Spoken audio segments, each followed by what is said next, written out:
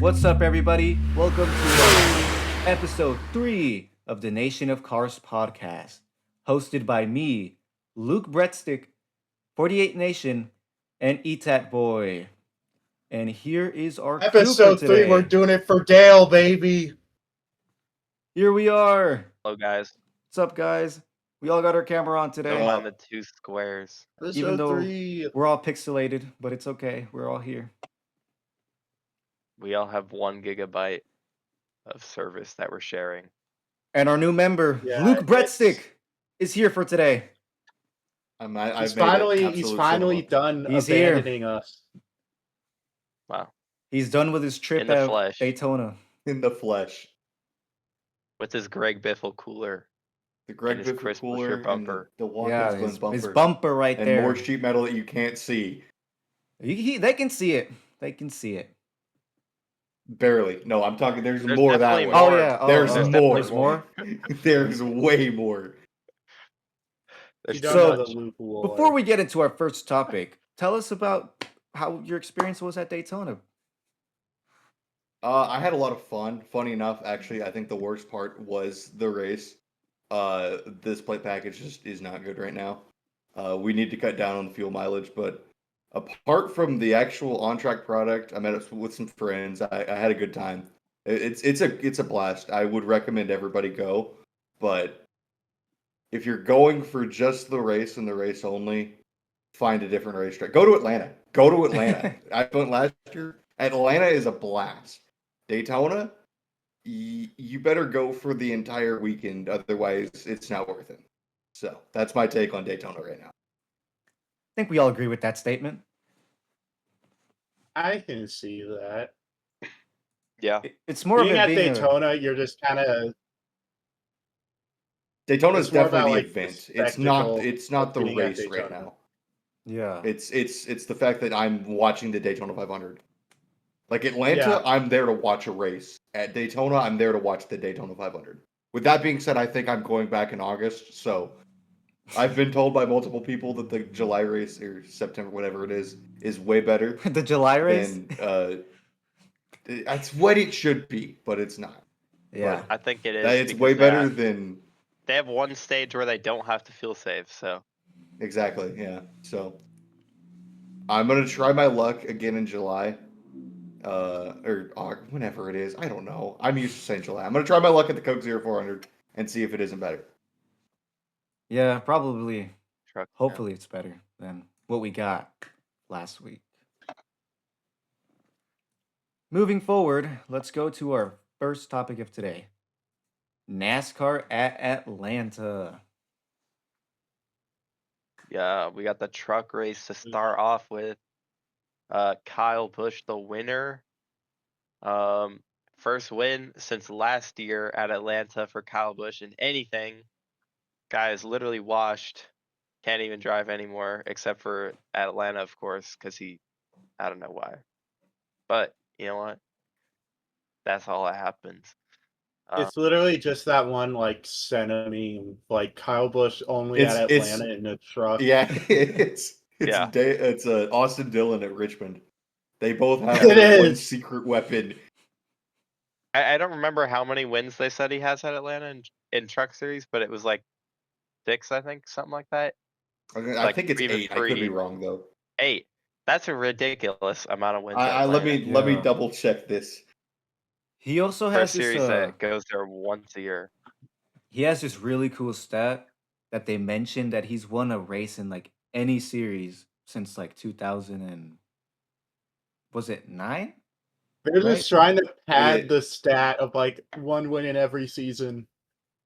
Yeah, That's I know. just He stat really padding, is. bro. Yeah, he really is. Yeah, they Guys, really are. correction, it's actually 9. It is 9 at Atlanta. Oh, it is Kyle Busch. 9. It's 9. Wait, because it was Kyle Busch who had a win every season, right? But then he just like stopped. He broke it in 2023. Yeah. Yeah.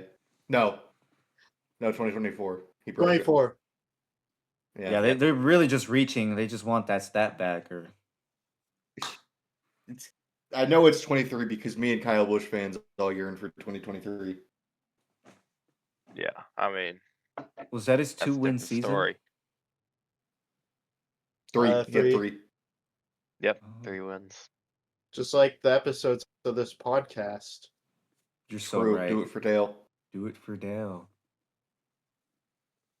Yeah. So in that race, we had, it was actually a pretty good race. I thought, like, the first stage, the track was pretty sketchy because nobody had run on it all weekend. The corners were all abrasive and no rubber down or anything like that. So people were sliding around single file, and I thought that was a bad precursor for the rest of the weekend. Considering the O'Reilly Auto Parts Series track record at this track in the past. But you know what? They figured it out. They cleaned up the track. Everyone figured it out, and I think we had like one of the best weekends of racing in NASCAR in a very, very long time. Like every race this weekend was really, really solid. I thought this race was very entertaining, especially down the stretch when we knew that the race was maybe going to finish under a timed circumstance. Oh yeah, That's that another was thing. The race didn't actually end at its scheduled distance. It ran at about 10 laps short, I think. And yeah, it was like Ben Rhodes got a flat tire at one point after leading or something like that, and he ended up coming back from like last, obviously, to battle for the win again. Ended up not getting it, but he was definitely the fastest truck, I think. So, yeah. Would you agree that Trucks was like the weakest link though of all the 3 races? Yeah, I think so. Yeah. I agree too. I Funny think that's enough, just because I thought Trucks was the best at Daytona. I thought by far Trucks had the best race at Daytona. So Yeah, the fact that definitely they too. showed up at Atlanta with the worst race kind of surprised me, especially with how bad, as we mentioned, O'Reilly has been at Atlanta. O'Reilly has not been an Atlanta favored racetrack, but I thought all 3 races were very good this week. Yeah. Trucks, I would agree Yeah. though, was the weakest of the 3. I don't think that means it was a bad race by any means though. Yeah. We did have a few incidents. The one I can remember off the top of my head was more Chris Wright terrorism. Wrecking. My goat. Yeah. Ted Glazer. No. Yeah, he just I don't even know. I don't even know how this guy Chris Wright even has rides. He's in like his best ride ever too. He's with Money. the McAnally trucks, which is the No, same he's truck just that really Christian good. Eckes is in. And by the way, I'm looking at the points right now. Chris Wright is 18th in points, only 3 points out of the. Wait, no, never mind. There's 16 drivers in the Cup Series, only 10 drivers in trucks. But he's Hey. less than 15 points out of the chase right now. Hey. This is not okay. You gotta understand, we're only 2 races in, and both of them are super speedways. Like, True. these things happen. Which means you it know? only goes down from here. It does not get better. Yeah, It does yeah. not Come get on. better.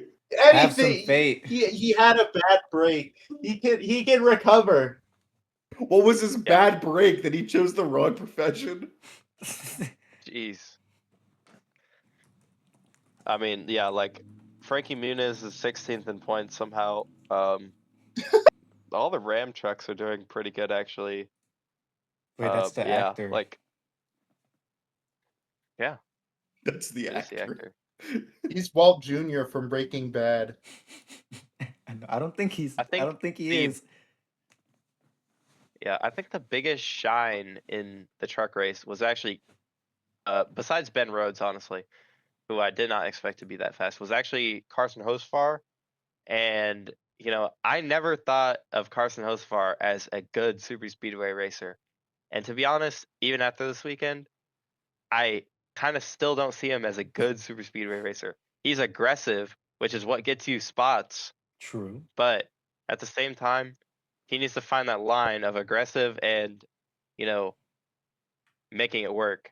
And I think that's the reason he hasn't won yet, is because he's been so aggressive of getting there. He doesn't know how to finish it yet. I think Carson, I don't think he's a good super speedway racer. I think Carson's a good Atlanta racer. Because Atlanta perfectly balances the drafting and actual like handling balance, and you've got to have some aggression with that. And I think Carson maximizes that perfectly at Atlanta, whereas at Daytona and Talladega, you have to be smart, and Carson is in way over in his head way too many times at Daytona and Talladega, as we saw last week at Daytona. Not necessarily with Cup, but Trucks and Xfinity or O'Reilly. He was definitely over aggressive, but Yeah. I think as far as Atlanta goes, I don't think there's a better Atlanta racer right now than Yeah. Carson. And I actually saw a ton of improvement in that truck race because he didn't, try a bonsai move on Kyle Busch there at the end. He actually helped him out, and I thought, oh, this is good. He's actually learning from his Daytona mistake, kind of just trying to be in control of everything. But then, well, we'll get to later. Yeah. But you know what? I thought that was a good step in the way that he finished Atlanta. Not trying to make everything happen. He got what he got, and you know what? Second place, you're the first loser, but at the same time, I think that was a win for the whole team because, 1-2 for Spire, and, he was just up there the whole time. So to get an actual finish he deserved was very good to see. And out of all that, I'm gonna check my rating I gave the Trek series. I think, yeah, I gave it a 7.5 out of 10. It's a pretty solid race. Like, I gave Daytona Trucks 8 out of 10, and I think this one was just a half step down, just in terms of overall goodness. Like, everything was still there that we had at Daytona. It's just Daytona, we like had that consistent factor. We kind of got spread out in that first stage here. That kind of tanked the rating a little bit. But other than that, this was a great race. I'm gonna have to give it Really a. good. I give it a 6. I really didn't. I thought it was solid, but it wasn't compared to everything else. It just wasn't there for me Yeah, throughout the race. 6.5. I'll give it a 7. I think and this is kind of where I give NASCAR props at Daytona for pushing the race up an hour to miss the rain, but I also think that Mhm. kind of hurt them because, in my opinion, when NASCAR is the absolute best is when we're on a time limit, whether it be rain or what happened on Saturday where they had to finish the race by 4:20. I think when you put it as this race can end at any moment, not this race ends in 5 laps. Everybody's go go go. There's no holding back, and you know that if the caution comes out, it's likely over. So you can't just wreck and expect to re-rack. And I think that's where racing in NASCAR, while not always the best circumstances, is the best product. And I think we saw the absolute best of that on Saturday. And I'll give it a 7 Yeah. because again, the earlier stretch was kind of blasé for sure. Yeah. And one more thing I want to talk about here, the timed racing aspect. I actually really enjoy that. I love IMSA. I love Mhm. WC, and any series I feel like that has timed racing, it's harder for the drivers to understand in the moment of how much they have left. And that makes Yeah. it so much more entertaining for everyone because everyone feels like they have to position themselves. They have to position themselves right then and there, and it makes racing so much better. I know NASCAR would never do it, but I'm just saying They if we had a have, series like bro. the electric series, if this ever happens, timed racing for the electric series would be amazing. Amazing. It I needs to be have timed a. racing for God. that I one. have an interesting proposition. What if we had timed overtimes? I don't hate that. I actually like that idea. I think that's a 3 minute, 2 minute, 3 minute overtime. I don't hate that. That'd be cool. I Five never thought minutes. about it before actually. Be interesting to see how that works because I I'm would. definitely assuming they would crash at some point. But if you gave him 10 minutes to finish it, 10 minutes, that's from the moment they take the Mhm. checkered flag of what would be the race. So like say the race is 200 laps. At the moment they go over 200 laps, timer starts. Even if they're under caution. I think that's how it should be. That was the case. Yeah, that rolling clock. Yeah, I like that. Yeah, that's a interesting idea. I feel like that would be a great fix for overtime, actually. Yeah. Because like NASCAR cautions usually take around 10 to 15 minutes. Yeah. That's Especially another thing. I nowadays, feel like we need so- to talk about at some We're point is so NASCAR smart. cautions. We need to send an Yeah. email to NASCAR and be like, we fixed overtime. And there's actually data too that NASCAR cautions have gotten longer over the past 2 or 3 seasons, which is unbelievable to me because they literally have cars that create less debris now. So I don't even know. I do want to sidetrack onto the caution thing. I don't understand the point of red flags if we're gonna red flag a race and then take 8 laps under caution like we did in O'Reilly's. If we're red flagging a race, the moment the race is under yellow, we should be back green in 3 laps. I don't understand this whole we're gonna spend another 8 laps under caution because either we shouldn't have had a red flag to start with if we're just gonna go to overtime racing. We should not have had a red flag, or we need to red flag it longer because there should be no reason we should red flag a race and then go to under yellow for 6 laps. That just does not make sense. I think NASCAR needs to have a new procedure when Mhm. it comes to an option. Like IMSA and WC have this thing called quick yellow, where they open the pits all at the same time because they know nobody's going to actually come in. NASCAR does the stupid thing where they have pits open for lead lap cars, pits open for lap down cars. They do this every time. And if someone blocks, God forbid someone crash and they block the front entrance of pit road like Ty Gibbs did, then we got to wait for them to clean it up. That is so bad. So bad for time management. You take 30 minutes sometimes to get some of these cautions going because of just stupid crap like Ty Gibbs spinning and starting a fire in the infield. Like, that's a Why is useless the time pit entrance on the backstretch? No, it makes sense for because Atlanta. they didn't It ever makes think sense for about it. Atlanta. They That's didn't ever true. think about how people would enter They pit were road. way in over their head with that part, but it does make sense. Yeah. All right. I think that's a good place to move on. We all got our ratings. Yeah. Now to the O'Reilly Auto Parts race that same day. The reason why the truck race was actually ended early. I have never liked the way that the O'Reilly Auto Parts cars, the Grand National Series races at Atlanta. They have the intermediate package and the same horsepower as Daytona. So we're literally getting 550 Gen 6 cars, basically, except they have a smaller spoiler. That's the only difference. But somehow, some way, they raced so good today. I don't know what the deal was with that, but they raced so good.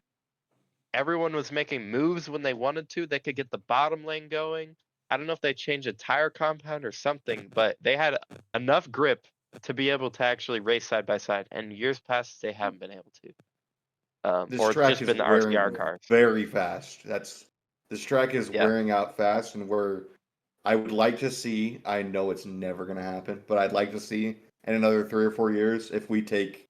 I don't think they use plates. If they take the tapered spacer off the trucks and O'Reilly Auto Parts cars, I'd love to see a just unrestricted race here because it would be phenomenal.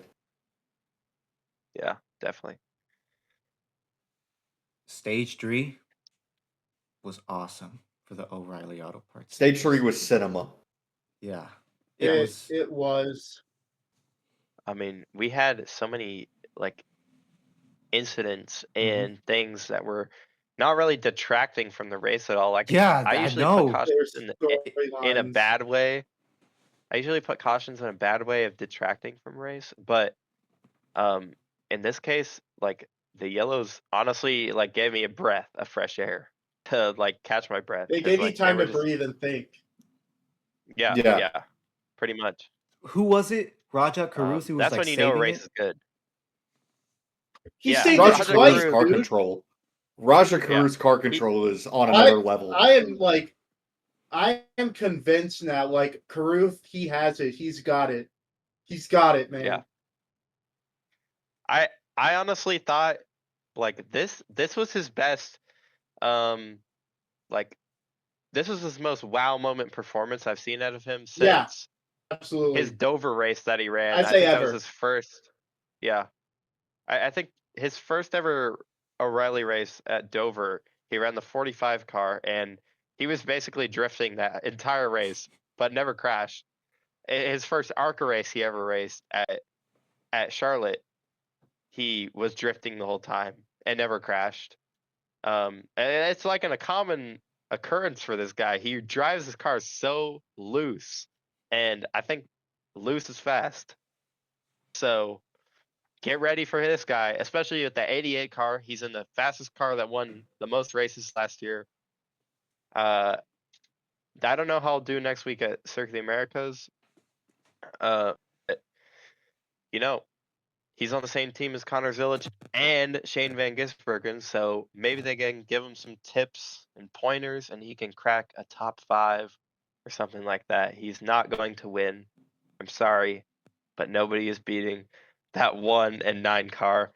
They're probably going to lap the field. They won't, but they are going to try. But anyways, Dakota's gonna be like, so good. yeah, we'll get there in a minute. But Yeah. focusing on this race, Let's- we had some incidents I think need to be addressed. They do. Specifically with the 17 car Yeah. of Corey Day, who decided that he wanted to make his best Carson Hocevar, Ross Chastain, Chris Wright impression, and you know what? He just went a little bit too hard, I think. So, what do you guys have to say Oh, about he that? did. Yeah. Absolutely Look did. at his mentor. Look at his mentor. I know I'm not the biggest Kyle Larson fan on the planet, far from it, but they race very similar. They are way over aggressive, and a lot of times that leads to wrecks. But you know what? He finished 4th. That's a Yeah, very I was gonna Kyle say, Corey Larson Day. day. he finished 4th I'm after like blatantly taking out like 3 people at different points. And I mean more than 3 people actually, because he took out Sieg, which involved like 4 other guys, Mm-hmm. and then he took out Carson Kvapil, who was having Quapple. probably his best ever super speedway race. He was doing so good. Keep Yeah. in I mind, really Tate does thought have a Carson Carson Kvapil Quapple shirt would on Yeah. right now. He, bro, Wait, let me show that. Let me show that. There you go. let me tell you. He was doing Atlanta's probably like one of his best tracks. He was doing Carson Quapple was doing so good, bro. He's doing so good. He could have won that. He could have won that. it's all taken away from just, I mean, to be Really honest, the could've. move wasn't that horrible. It was just The inexperience. Sieg move was not. It was over aggressive and early. If he makes that move Yeah. with 5 to go instead of on lap 5, I don't think anybody's too upset about it. Yeah, I mean, I think he's still upset about it, but I think people would be like, "Oh, well, it just happens." Going for the win. But Going for the win. Yeah. 5 laps in, that's the same feeling I had when it's actually ironically against Sieg again with Ty Gibbs at Las Vegas a few years ago. Gibbs started in the back and came up on Sieg and just stayed behind his nose in the middle of the corner and got Sieg loose, and Sieg crashed. Like, it's the same idea as that. Like, you're one of the fastest cars. Take your time. Take your time. And I feel Corey like Day has never impressed me. Ty Gibbs hasn't learned that yet. Probably Corey won't. Day definitely still has time to learn that. It's only a matter of time, really. He has never Like, impressed me, dude. Do you remember that Martinsville race last year? He was awful, bro. Yeah. I've yet to be impressed by Corey. He's like, he's supposed to be like Jeff Gordon too, and look at what he's doing out there, bro.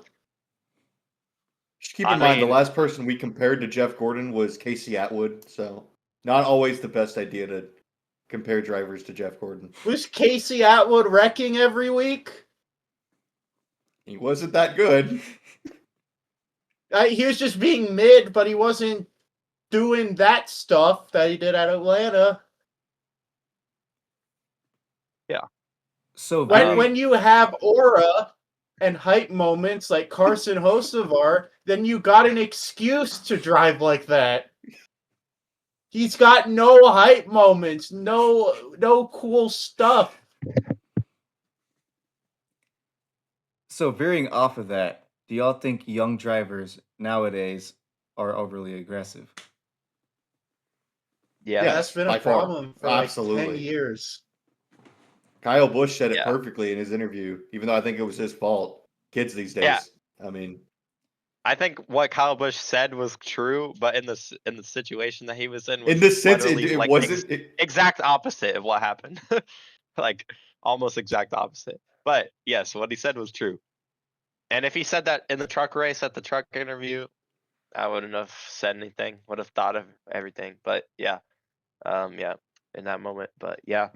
Who do we blame? So now Video games. all this is confirmed. What? We blame video Yeah, games. video games. True. Yeah, they're Yeah. making these kids just violent, man. Wreckfest. Yeah. Played, True. yeah, you played NASCAR 25 in a wreck fest. It's Not even what's happening once, is bound. guys. These kids are Yeah, growing and up on another NASCAR thing- 25. They're gonna be psychos. Yeah. They got all those yeah. default iRacing cars. They're gonna be crazy, dude. So, final thoughts on this race. I really enjoyed this race. forgot We haven't even something gotten else. to the You winner. did forget We something. haven't even gotten to the winner. We haven't even got to the We winner. haven't even gotten. We haven't to gotten to the winner. booth. By the way, We haven't gotten to the booth. We have Yeah, not gotten that's to the booth right. yet. that's post race. This race was peak. This race was, not the best race ever by any means, but it was so good. My goat, Sheldon Creed. The goat, Sheldon Creed. Finally getting a win. I cannot believe it. I was screaming and yelling, and I was so excited, half dude. of the screaming and yelling was actually because I just watched Austin Hill make probably the best save in NASCAR history. But the other half was Sheldon Creed finally won a race after 15 second place finishes. I think this is his first NASCAR win. This is the first time he's done donuts in NASCAR since he won his Truck Series championship. Yeah, like in Hold up. 2021. It's too long. Too long. He did not win the championship in 2021. He won the championship in 2020. Let me pull up some racing 2020? reference. Yeah, 2020. 6 years, basically. My roommate said. Like, that's an insane amount of time. And to think of how many times he's been so close. Mm-hmm.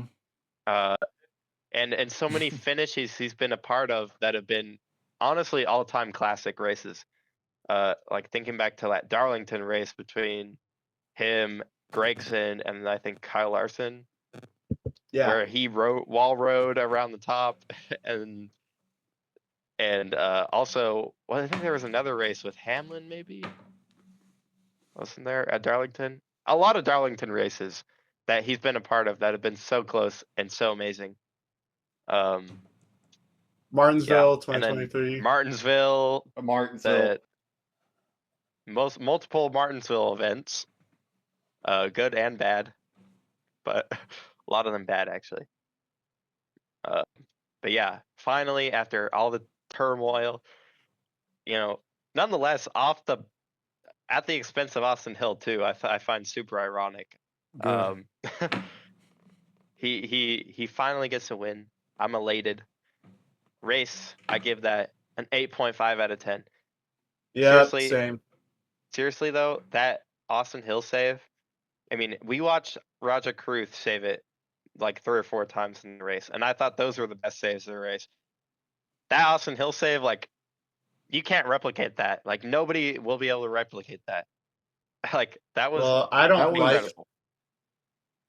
I don't like Austin Hill, so I don't think it was a good save. That was that's a not how it works. That was a Kyle Busch 2012 clash, whatever, like the butt shootout. That was one of those saves that just wows you. Yeah. It was And like the yeah, I didn't that even was- know he saved it. It was like the same thing as the Tyler Reddick spin last year at Texas, where he like spun off the nose of a Suarez, I think, and then just straightened it out for no reason. But yeah, like I just like I keep looking at that specifically. Honestly, the Sheldon Creed win at this point was like second to me. I was like, oh my goodness, Sheldon Creed won, but like, oh my goodness, Sheldon Creed that second once save. again. Yeah, Sheldon Creed Bro. second once again, even when he wins. Bro, I didn't And care also- about the spin or the save. I only cared about Sheldon Creed. I mean, at the end of the day, I just like though, to see it's like good car driving. at the end of the day, well, that's kind of what I'm getting at. At the end of the day, it was a good save, but It that was. save doesn't happen if you don't throw the worst block in history. So Yeah. that was kind of That was, Yeah. you Yeah, know, that, chest Screw- that was that's a what horrible kind of you. call. off put me in Hill's interview. It's like, do you see that save? And it's like, you wouldn't have had to have that save made if you threw the block earlier, or if you didn't throw the block at all. That is So very true. He that's shouldn't have thrown it at all. He had a good ass run. Chastain was gonna get there no matter what. I honestly think if he would have not blocked, he would have won. Because that car was He so certainly would have fast. finished. Where did he finish? Like 15th? He wouldn't have finished there. He would have finished way better than Yeah. that. And that's Yeah. another thing Top three. that's wrong with this generation of racers. Every time that someone gets a run, you have to throw the block, which is just not true. True. I think with the new chase format, I think we're gonna start seeing a new wave of people that, especially with like a ton of the people that are upcoming, like Keelan Harvick, Brexton Bush. I don't know about Owen Larson, to be honest. Are they but, even in their teams um, yet? No, they're like 10. They're like 10. Well, you saw the Keelan Harvick news today. Yeah. Yeah, I did. Doesn't We'll get to matter. that in a bit. Doesn't matter We'll get how to that in old a they bit. are. But I'm just saying, I feel like these guys, they're gonna be taught by their dads. You gotta race smart because hmm now this series doesn't reward going balls to the walls as much.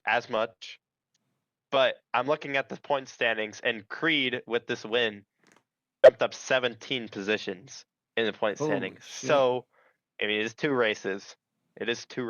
But like he went from 0 to hero basically in one race, just from winning a race. And I think that's how it should be. Honestly, 17 positions up in two races. That's really a good balance. And you're not locked in or anything like that. Austin Hill, it was the best driver the last two races. He has the points lead. That's how it should be. I mean, Yeah. that's how it makes sense. And I think everyone coming up now is going to realize, all right, we don't need to be Aggressive. we need to be aggressive, but controlled aggression. Like Connor Zilic kind of has been like that at some points. So NASCAR needs to stop Corey Haim, encouraging it. definitely. Like in the commercials, you'll have some like big flips and all bumping and racing, and they're killing each other. Watch NASCAR, and all the drivers just replicate that and just cause chaos. Well, not anymore, or I hopefully don't- not anymore. For Yeah. It's super definitely going to take speedways. a couple years for Yeah. sure. Like and I don't think it'll ever fix itself in the Daytona 500 because nobody No. cares about points in the 500. But Yeah. definitely, at like yesterday with Atlanta, Chase Briscoe. I guess we'll get to that, but Briscoe doing what he did. I think you'll see people tone it down a lot more for sure. Yeah. All right, so I gave it an 8.5 out of 10. Did everyone else get their ratings? No, 8.5. Okay. I give it a 9. I thought the last stage was very good. it was. I think Yeah. the last stage bumped it up at least a point. It did. Yeah. I put it at an 8, say for the same reason, stage 3 being just cinema and peak. Yeah. I'd say like 9 or 10 out of 10 is like an all-time great race, and like I don't think it's an all-time great, but I thought it's like You it's gonna end up agree. being I'll one of the agree with that. best. I'll put it an 8.5 for that reason. Like Yeah, I would all-time, like it's not 8.5. all-time great, but it's gonna be. If gonna be it one of the were not best for of the Sheldon Creed, season. I probably would not go back and watch that race again, and I still probably won't. So Yeah. I'll agree I with mean, that. 8.5. 8.5 is like 8.5 is right on the cusp. 9 out of 10 or greater for me is like you can't miss it. Like you gotta watch it. no matter what. But 8.5 out of 10 or less is like, that was a really solid race that I have no complaints about, really. So, yeah, I mean, just a really solid race. Do you know All what right, is a 10 Now out of we 10? got- Gotta- on. Daytona Clash Oh, yeah. 2020. But you know what is a 10 out of 10? The CW booth.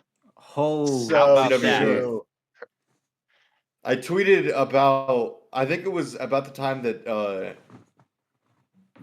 Raja made his second save of the race. That this CW booth, they bring excitement, and it is They do! not just yelling. It's not just yelling Mhm. because it's Yeah. very easy to get on and just scream. And they yell Like tape. but they yell. They bring good information. They bring good commentary. I don't have words to put it of how good this CW booth is. I saw. They Again, I was at the race live. I didn't see it, but watching that truck finish and going back an hour, 2 hours later, and hearing what Jamie Little put on the air, it's if you close your eyes. okay. That's because that's what you should be able to do. You should be able to close your eyes and vision the finish. And I don't know what I'm watching with the truck booth, and it's not just Jamie Little. Okay, a lot of it's Jamie Little, but It is. when I shut my eyes and I listen to the CW booth, I want to open my eyes because I want to see what's happening. So Yeah. this CW booth is one of the best things to happen in NASCAR in the last couple of years. That was a lot of people turn their heads in confusion, but they are doing a fantastic job right now. Don't change a thing. I love the CW. They booth. don't miss. Yeah. No. I had chills in the final They stage. need to be. I had chills. Yeah. Those commentators, everybody involved with the CW Productions, they need to be promoted to Cup. They need to be. We need that whole team to do the Cup races. Imagine how good the Daytona 500 would be if we had all of them on. Imagine how Yeah. good like the championship would be if we had all of them on. Yeah, I'm telling you, Amy McMurray and Parker Kligerman are the best duo Their chemistry maybe is so good. maybe ever in NASCAR history. They roll off each other so well. They have distinct voices. That's the biggest thing. They have Mhm. distinct voices. Like the thing with Dale Jr. and Steve Letarte is they have good chemistry, but like their voices are so similar. Like you kind of don't know when someone's talking until Dale Jr. gives like a line that only Dale Jr. would give. But you know what? Like the way Parker Kligerman talks about things and the way Jamie McMurray, Jamie McMurray is so good. And I knew this when he broadcasted for that Coca-Cola 600 in 2022. He somehow, just him being in that booth for that one Coca-Cola 600, half the grievances with Fox went away. Like it was just his energy that he brought in that one race that like I was like, dude, why is he not here? Why is Kevin Harvick getting Jamie McMurray is so good. And you know what? Things worked out because Jamie McMurray is killing it in the CW booth. And And Adam Alexander, he did pretty good too. Like at the finish, like he was getting really excited about it. Like it was really good to see out of like the commentators. Like Yeah. I Give like Adam Mike Alexander's. Go ahead. Good. I like Mike Joy, but he doesn't sound that excited very often. And Adam Alexander at the finish, like he does a pretty good job. Give Adam Alexander's playbook, like everything that the words that come out of his mouth, give that to Rick Allen or again Mike Joy. I think Mike Joy is still very good, but give that to Rick Allen, and like we're talking an Alan Bestwick level commentator. Adam Alexander just doesn't have the TV voice. Yeah, that's than that, Adam Alexander is. It's a shame because everything else about Adam. There's is nothing fantastic. you can do about that. Either you really can't do anything. But Adam is so good at his job. It's just a shame that when he's not giving that final call, I just don't want to listen to him that much. And again, there's nothing he can do. He just doesn't have that TV voice.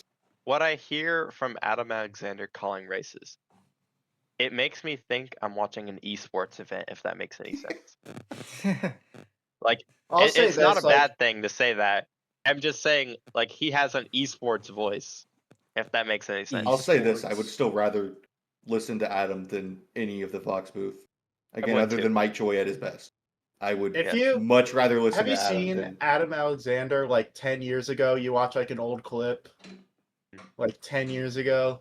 Like he was not that good back then. So I'm glad he's gotten way better. Yeah.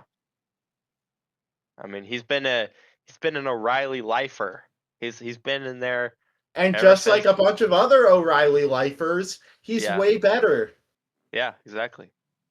Maybe that's the thing. Like these guys are O'Reilly lifers, and then if they go to the Cup, they'll just have everything good about them just taken. Pretty much. They They need get to rushed swap to the for Cup like a too race. early. Yeah. I mean, and also back to the truck commentary a little bit.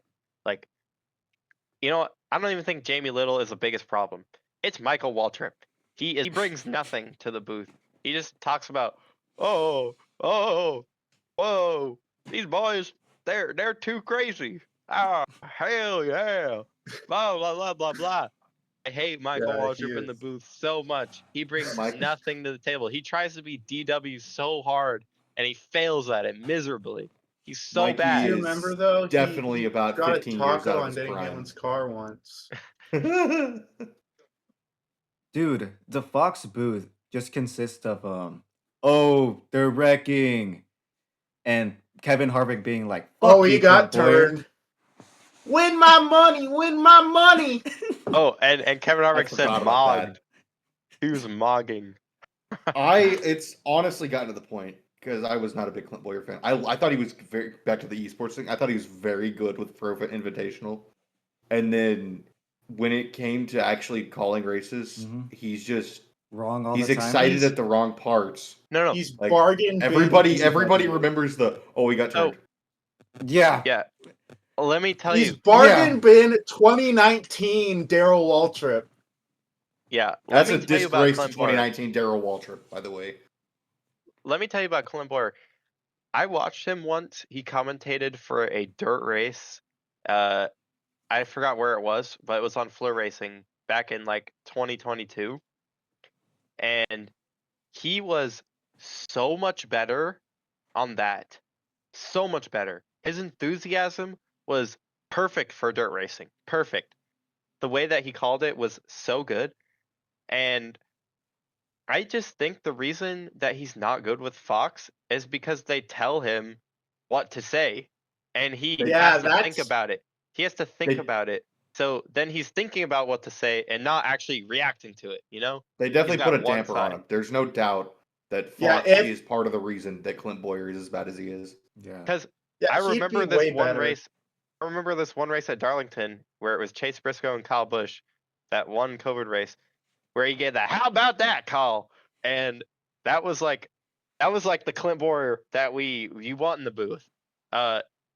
That's like the one that we want, but he hasn't had that since because he's been told to like shut up for Mike Joy to call the end of the races. Which Or- it should be happening, It should which he be, isn't but doing. but listen, I think the best Fox calls were when DW was making all the calls on the last lap of the races. Like just And- making sound effects in the background was the And best part. here's my bounce back against that. That's why Clint Boyer doesn't work, because they're trying to make him DW, and he is not DW.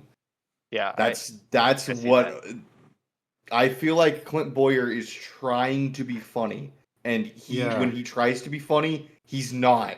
He's not funny. When Clint Boyer, though, when he just goes out and has fun, he's a very funny guy. But when he tries to be funny with a suit on, it just doesn't work.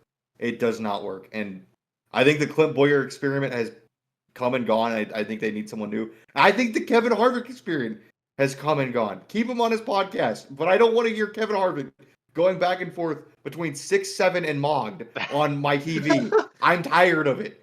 It is infuriating because it hit me a couple weeks ago watching the class.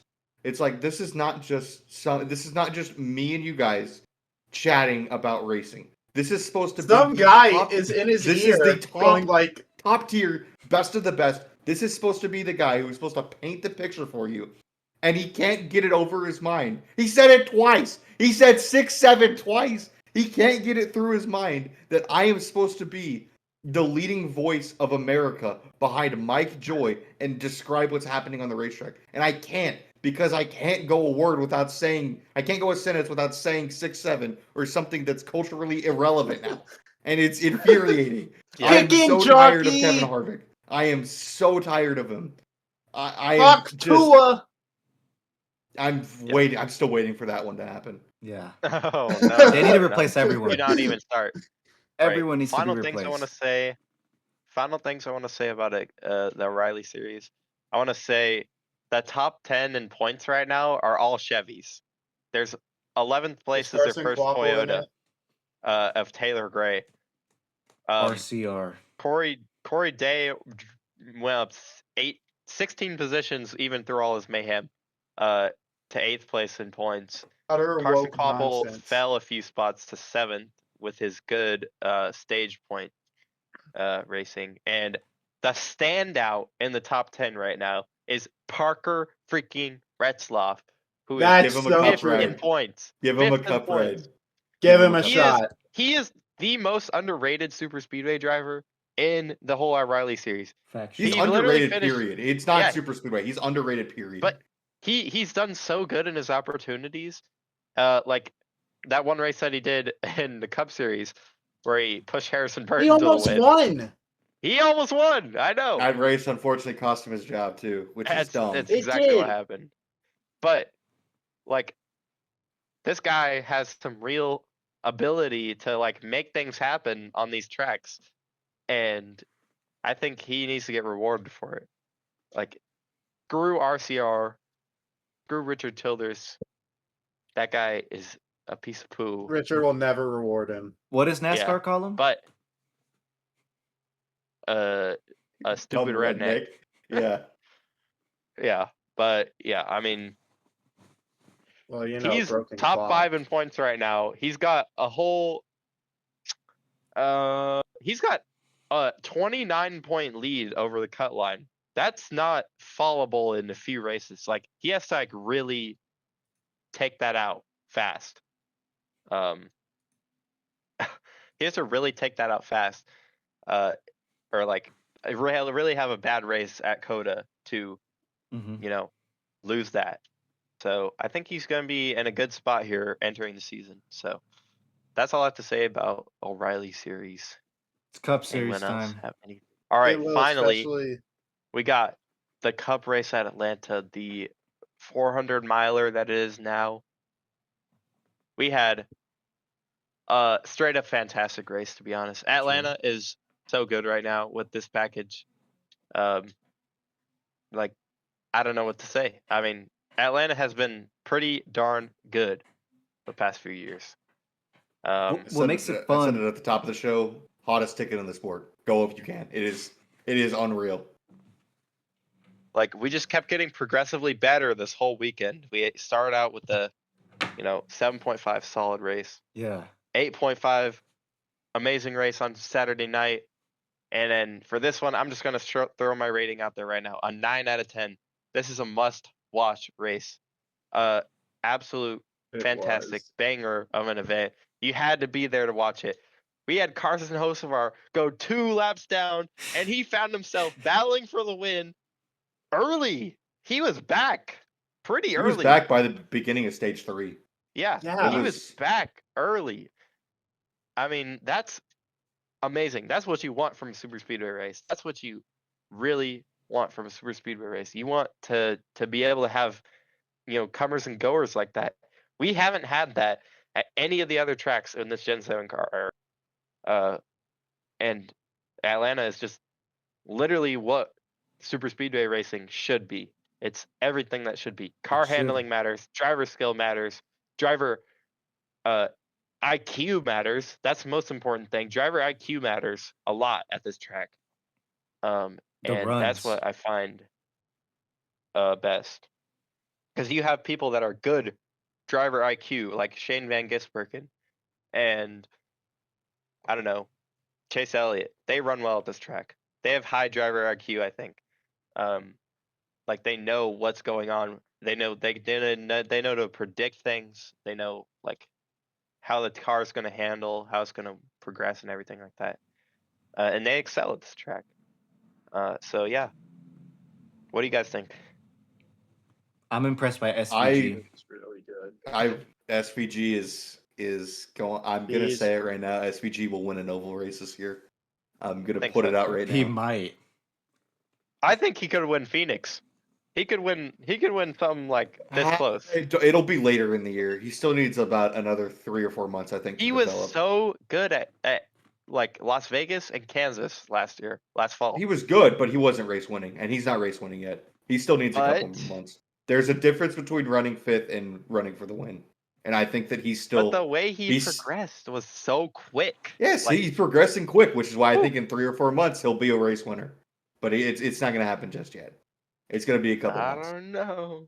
You never know, man. Did nobody? You never know. Nobody You can expected never- Josh Berry to win that last Las Vegas race. I'm just saying. And do nothing with it. Do Absolutely nothing. But yeah, yeah. I think we haven't even got to the winner yet. The spin and win, and it wasn't even like this. This spin and win was different than all the rest of them. He spun out with like 40 laps to go or something like that. That Tyler did Reddick did. significant damage too. Yeah, significant damage. I thought I had literally just said in our Discord server, I was like, Tyler Reddick has a really good shot at winning 2 super speedway races in a row. And then obviously he crashed because Hamlin is washed or something like that. I don't even know, bro. Logano and Hamlin, the 2 terrorists of the past, have once again met each other. And Hamlin crashes late in a super speedway race again. This time taking out actually his teammate again, and then his teammate ended up winning. I actually think maybe not aerodynamically, but that damage actually helped his car because it was giving cool air across the tire that Yeah. gets tight. It's a good point. I hadn't thought about that. He put on fresh tires for one. His car barely is damaged. I mean, he barely made contact with Hamlin. Like it just was like that perfect hit that just broke the. That's the thing. saw. That helped Truex win 2020 at Martinsville. Yep. And that's a different thing. That's brakes. It kills the brakes down. But here, they're Same going idea, so same fast in the corners, 160, 70 miles an hour. Oh shoot, in the corners, and Kevin Harvick. and that Kevin the Harvick, get on tires that. get so hot. You Mog. especially saw in, I don't remember who it was, but there's Byron. I mean, I guess Byron. He like Died. was like sliding a little bit. If you slid in the corner once, you couldn't go the same speed. You had to back out of it for the next lap and a half to cool your tires down, which I found super interesting. Yeah, track really mogged those tires. They did. We need to talk about Bubba Wallace. The run he was on all race long. Legacy run, baby. It's not just this run either. He led the most laps in the Daytona 500. Bubba Yeah. Wallace is one of the strongest cars right now. 2311 is on it. Best year. 2311 Yeah, they as have- a whole. Bubba Wallace has the most laps led this year so far with 80. All 2 2311 cars are doing great right now. All 2 of them. There's not a third. Don't worry about it. Riley Herbst was doing. He got like top 5 in the Cup race at Daytona, and Yeah, before he wrecked the started- field. he started well this race because of the At rain. Atlanta, before he wrecked the field. Yeah. He Yeah, didn't wreck Riley- the field. I don't think he wrecked the field at Daytona. No, What do you mean? Yeah, I don't He know. wrecked. He was trying to win the race and made an unfortunate error. And he made a terrible block. Yes. It wasn't a block. Wrecked It the wasn't a field. block. It was These a block. things happen, Luke. Come was- on, man. he was- This looking- isn't even the Brad. Completely take off the fact that I'm wearing a Brad Keselowski shirt. He wrecked the field. And He a Chris did. Buescher hat. He made it through the Buescher wreck. Or Buescher made it through that wreck. If that Whatever, race goes buddy. another 200 feet, Chris Buescher finishes. Yeah, you can barely see it there. Yeah, no, that wreck actually helped Chris Buescher. So that doesn't even that wouldn't even account for Anyways. that. But he wrecked the field twice in 2 weeks. Finishes aside, he's wrecked the field twice in 2 weeks, and his teammates are sitting 1 and 2 in the point standings right now, both with the Yeah. most laps led this year. So it's Yeah, not been this a is good their year for Riley year. Herbst, and I don't see it changing. I don't know and if this is their year. I don't see him in the seat next Well, year. I'm not either. saying like championship, but like their best season, Yeah. I think, will be this year. Imagine they just I think- wreck for every other fucking race because you said that. That could happen.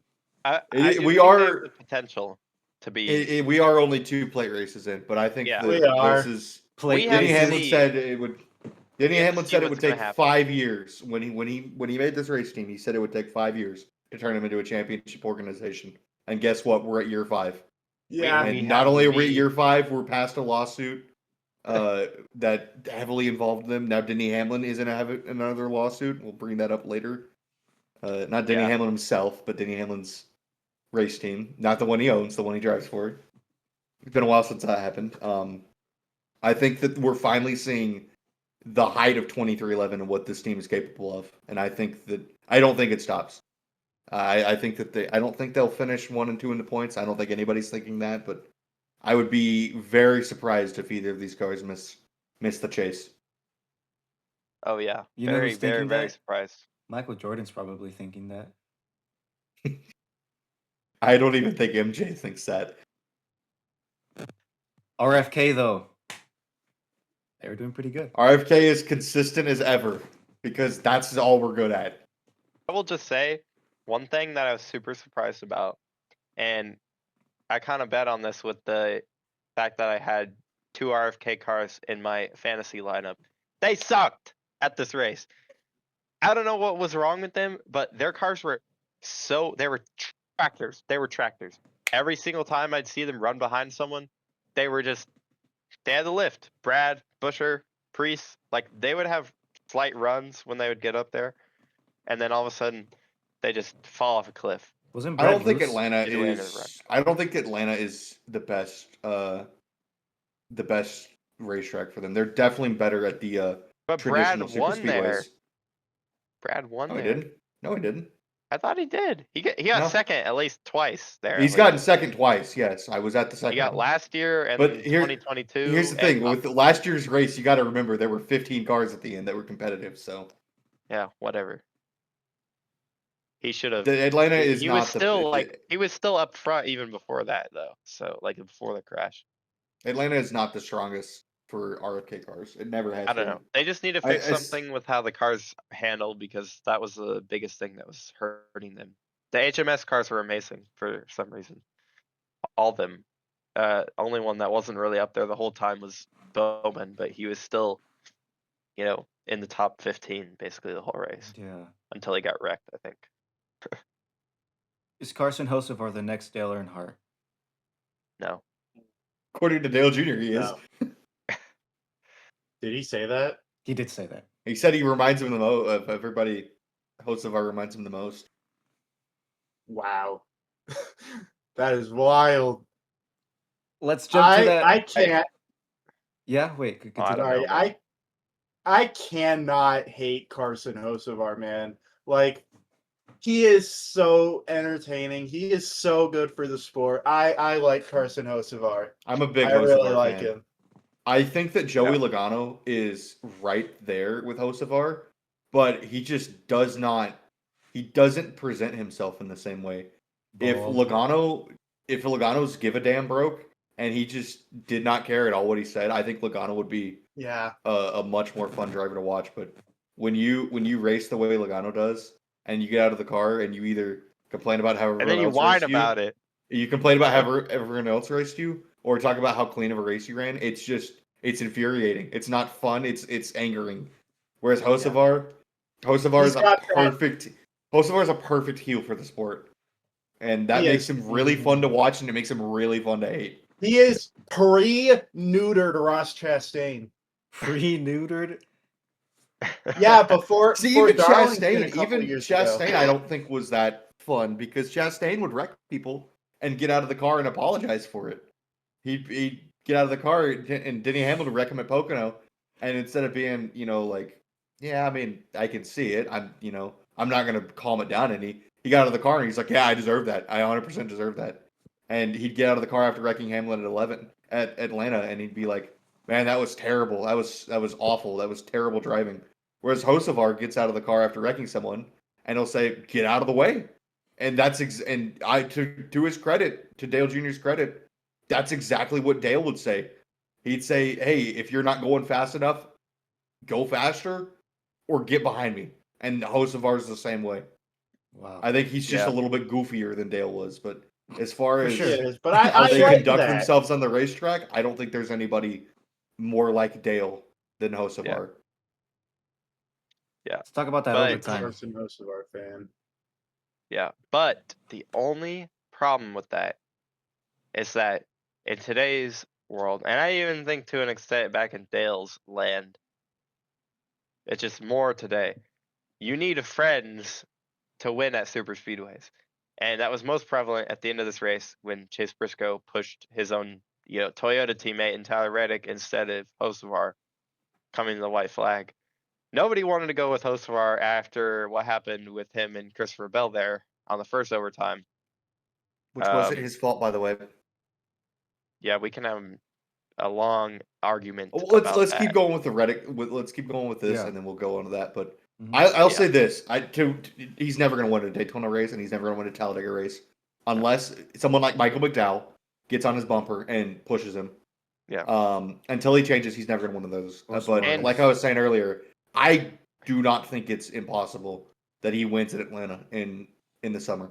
Because again, you don't need friends as much as you do here as you do Yeah. at other places. It's a lot more dependent on how you are as a driver than Yeah. it is on the draft, and I think we saw that at the end. But I think in this specific situation, you needed friends because of they were still speeding up from restarting. But if the race ran green, I think he would have had a better shot. you can Because- definitely Yeah, pick I them wish off. the race stayed You green. can pick them off a lot more one car at a time here than you can. Look Yeah. at Chase Elliott last year. Yes, he had Alex Bowman to help him on the last lap, but a lot of that was just Elliott slowly, methodically picked his way through the field one by one and got Keselowski on the last lap, and that won him the race. Yeah. Hocevar 100%, because Hocevar did it last year too. He was twice, 2 or 3 times he drove his way from the back of the pack to the front at Atlanta last year. And, a couple things go differently. I don't think it's impossible to say that he wins that race. So Hocevar 100% has the drivability to win at Atlanta. It's just, again, like you said, it's probably not going to be on a green white checkered. Now we talk about the overtime. Now we talk about over. Yeah. Yeah. Which one? The Bell one? Yes, the Bell one. Yeah. I think what I have to say is this is Hocevar being Hocevar and Bell not racing like Hocevar was behind him. Bell was racing like, I don't know. He had Daniel a reasonable Suarez was driver there. behind him. Yeah. He was racing he was taking the line that everyone else had taken that whole day. And Hocevar is just not going to take that because it's the green white checkered. He was maybe exactly one car width off of who was it on the inside? Above Wallace. And that was enough for him to say, I'm going to take that risk, which I don't think was a good move. That was not something that needed to happen.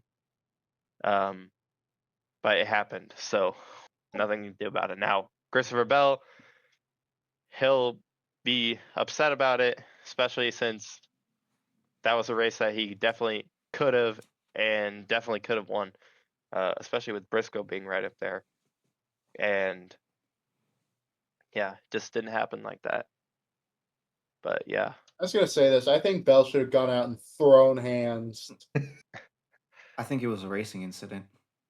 Honestly. I agree. I 100% agree. I I think do too. I really think if you're going to put blame on anybody, you should put it on Bell, because Yeah. this does not happen. If Bell stays on, if he stays on the door, this wreck doesn't happen. Hocevar pushes him, and Hocevar tries to know- make some move later on. I know what Bell was doing. He was in his mind. He was like, he knew Hosovar was behind him. He just thought Hosovar was going to be going 3 wide outside, but that's So why he block the was three up a wide little move. bit. Block the 3 wide move when it happens. I know. I think at blocking the 3 wide move, you should stay down the whole time because especially on a restart like that, they're going so much slower into the corner that distance around the track actually matters.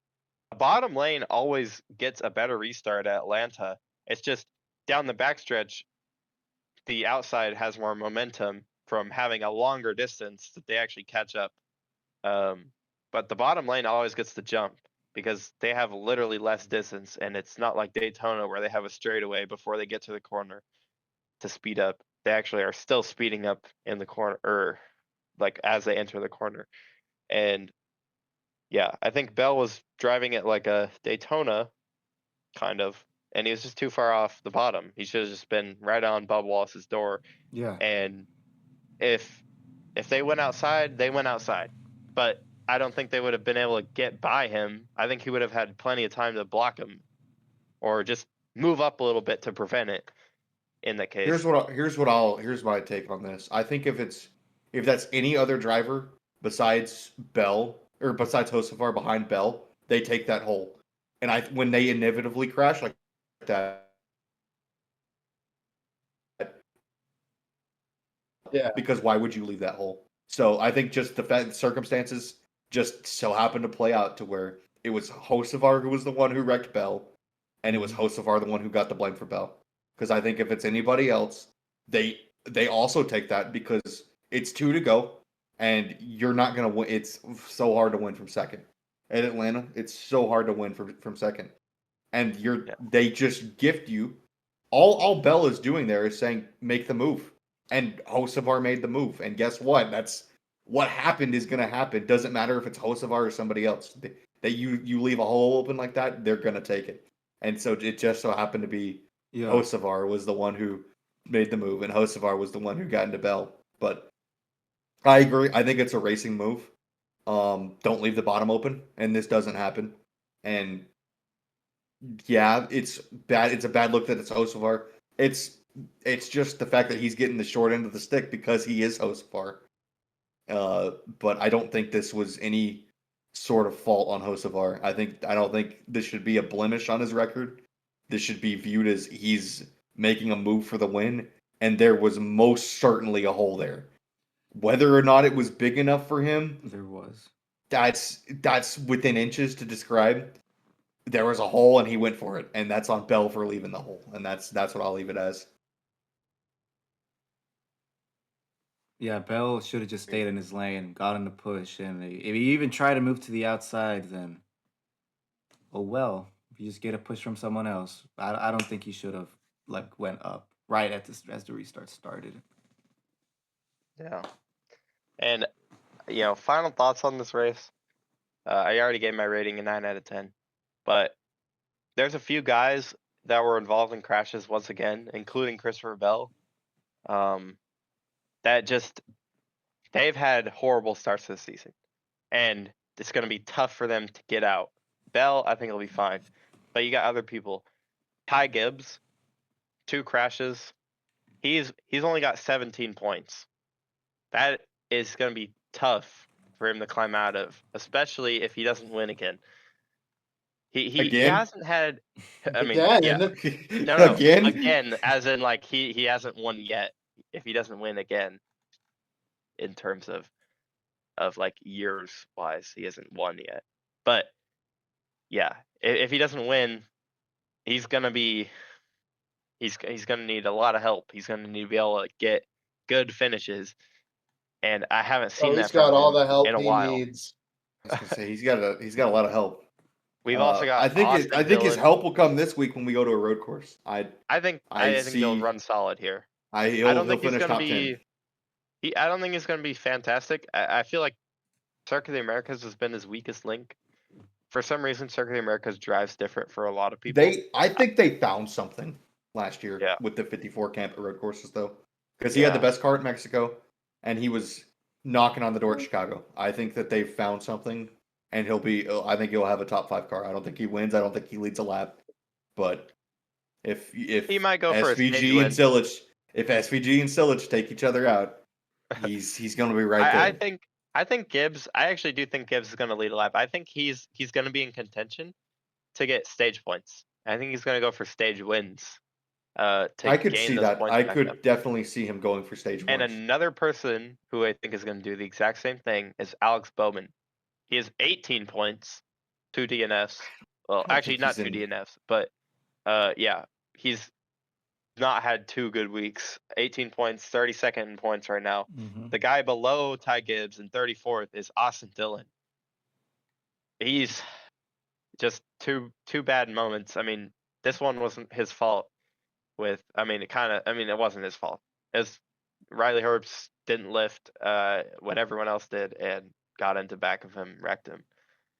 Just unfortunate. And Austin Dillon, he's gonna need to pray that there's all Richmond races on the schedule because yeah, I don't think he's got a chance It's at this not point. looking good. He needed 2 really solid super speedway races to start off the year, and he got exactly opposite of that. And He's that's got not a gonna go well. deep hill to get out for You sure. see The what guy Zilich is, below right? him. Yep, Zilich is last. But I think he can dig himself out based off I the road just course. Yep. have we seen him on a road course other than Coda in the Cup No. Series? Okay. No, No. but let me tell you, he was literally the fastest car in that first He stage. was the fastest car at Coda. He was before he got wrecked. Which I mean, he was the only guy that was making passes in that new corner. The only guy. And he was doing it lap after lap after lap after lap. Just dive bomb, dive bomb, dive bomb. It was unbelievable. I mean, SVG probably could have done that if he was back in the pack, but there was no one else that was able to pass in that corner the whole race, basically. I think it's going to be really awesome to see what he can do this year, and he's going to have 2 days of action too. He's racing the O'Reilly race and the Cup race. The guy above him in points is 34 Todd Gilliland. Woohoo! He's just, I don't know what happened to him. Last year was awful for him. Awful. I felt like I don't every think it week was awful. It was a 2024. step back, but it was Atlanta just, is by I far just- his best racetrack and and just a he just, no show. yeah, Daytona too. I mean, I don't know what happened to front row. They just fell off a cliff. I mean, Gregson was respectable the last 2 races. Like, he wasn't bad. I think he got a little bit better in these cars. But Todd Gillen, his teammates are both top 15 in points right now, and he is 2 DNFs. That's just not good. And I haven't seen the speed out of him to get himself out of a hole this deep. I mean, we are 2 races So- in, so anything can happen. I know, but Todd Gillen, the speed hasn't been there for him to get back up out of a hole like this. So, oh well. That's the whole, that's the back markers, I guess, coming into out of Atlanta into Circuit of the Americas. We'll have a Um, clear picture yeah. in like after race 10 or more than Yeah. that. Yeah. Definitely. I'd say get us to Vegas, get us through Vegas, and I think mean, we'll have a good. let me tell you though, these guys, all of the guys I just mentioned are already over 100 points back of the leader. I mean, you get 50 points for winning, so You do, but Gosh. is Todd Gillen gonna win a race? Austin Dillon might win a race. Dude, Todd Gillen's the GOAT. Ty Gibbs hasn't won yet. Alex Bowman hasn't won in a minute. And Connor Zilich is a rookie, so we'll see. Anyways, is that all for the racing portion? Yeah, let's give our ratings real quick because you already gave yours. I do want to bring up just real quickly. I Mhm. know it's again. I mentioned him earlier. I'm not the biggest fan, but Kyle Larson. And I know that I'm not here to hate on him. I'm not here. That's not. what I'm here to P1 do. hater. It's been a minute since Larson's won a race. Not many people are picking up on that, but Kyle Larson has not won since his double. It's Mhm. Kansas a couple weeks before was Kyle Larson's last win. Yes, he won the championship, but he's only led like 250 laps since the Coke 600. Yeah.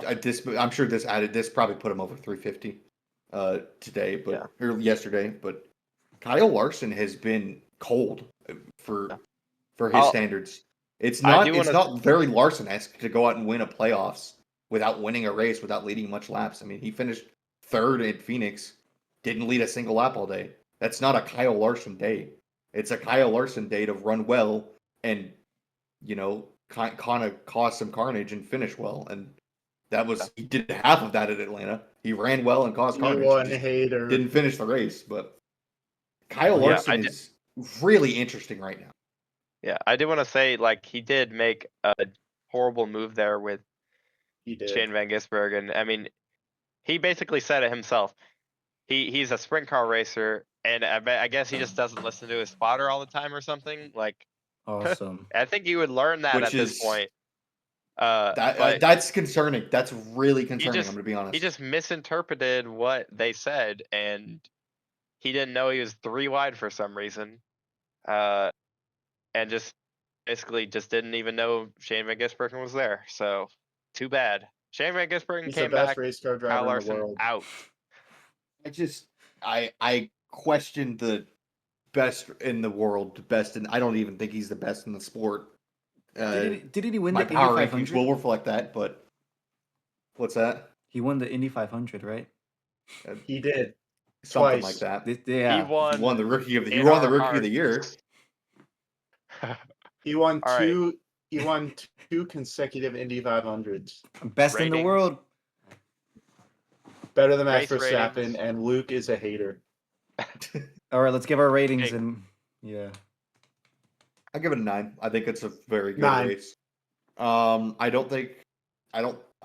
will say this. I think it's one of the worst Atlanta races we've seen so far, which is less a detriment to this race and more just how good Atlanta is. I would say that's probably the worst.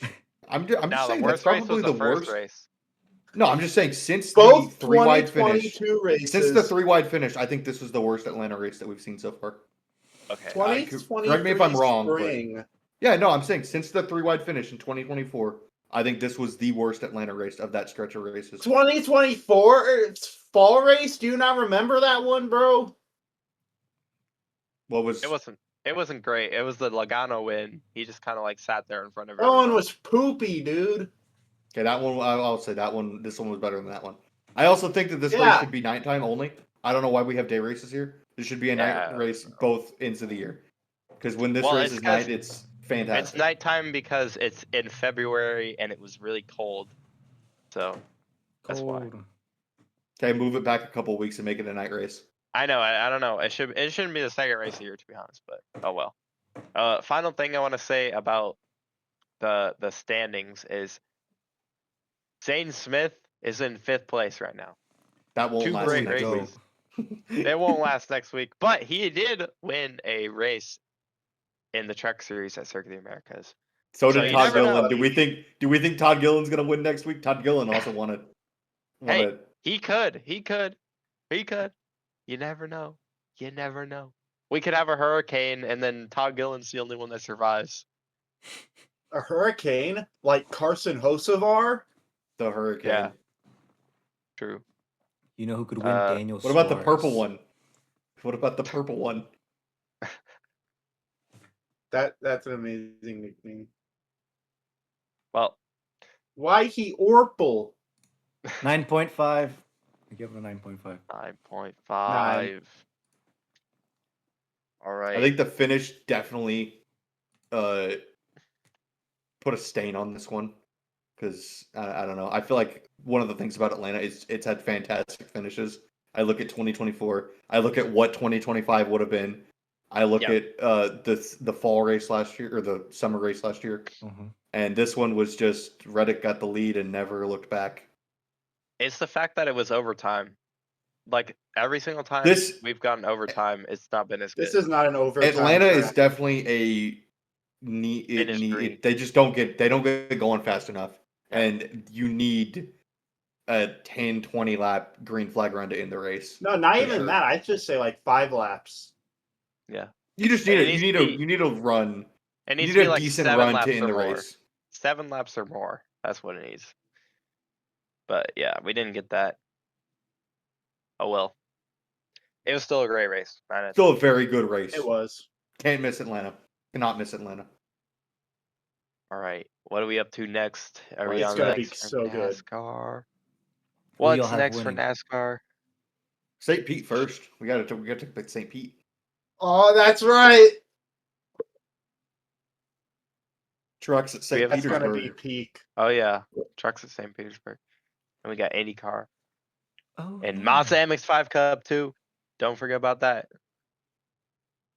The peak racing series where Connor Zilic cut his teeth and became amazing race car driver. I think this is one of the most exciting weekends for NASCAR in a long is. time that isn't a super speedway race.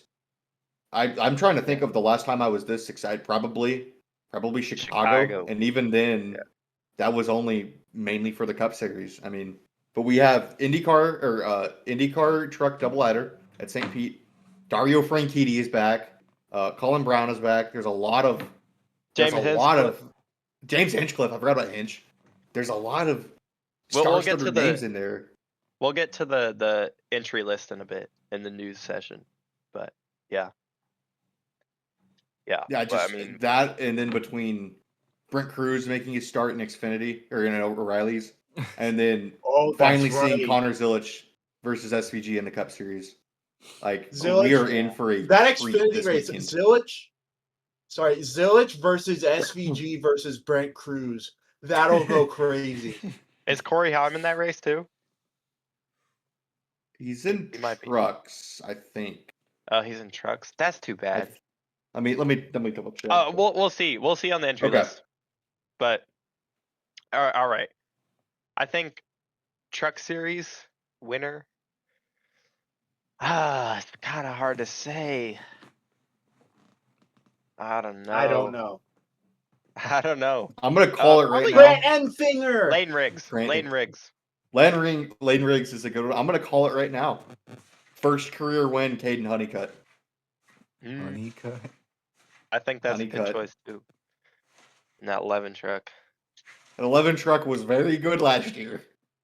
I think Caden Honeycutt is Hayden I think Cunningham. Hayden Honeycutt. I think Caden is gonna because he's had a rough start to the year for sure. But I think we're going to a road course. Honeycutt has shown speed in trucks far slower than that 11. I think Honeycutt gets win number 1. He's at the very least he's in contention. Yeah. Guys, Brendan Queen is winning. Come on. Brendan Queen.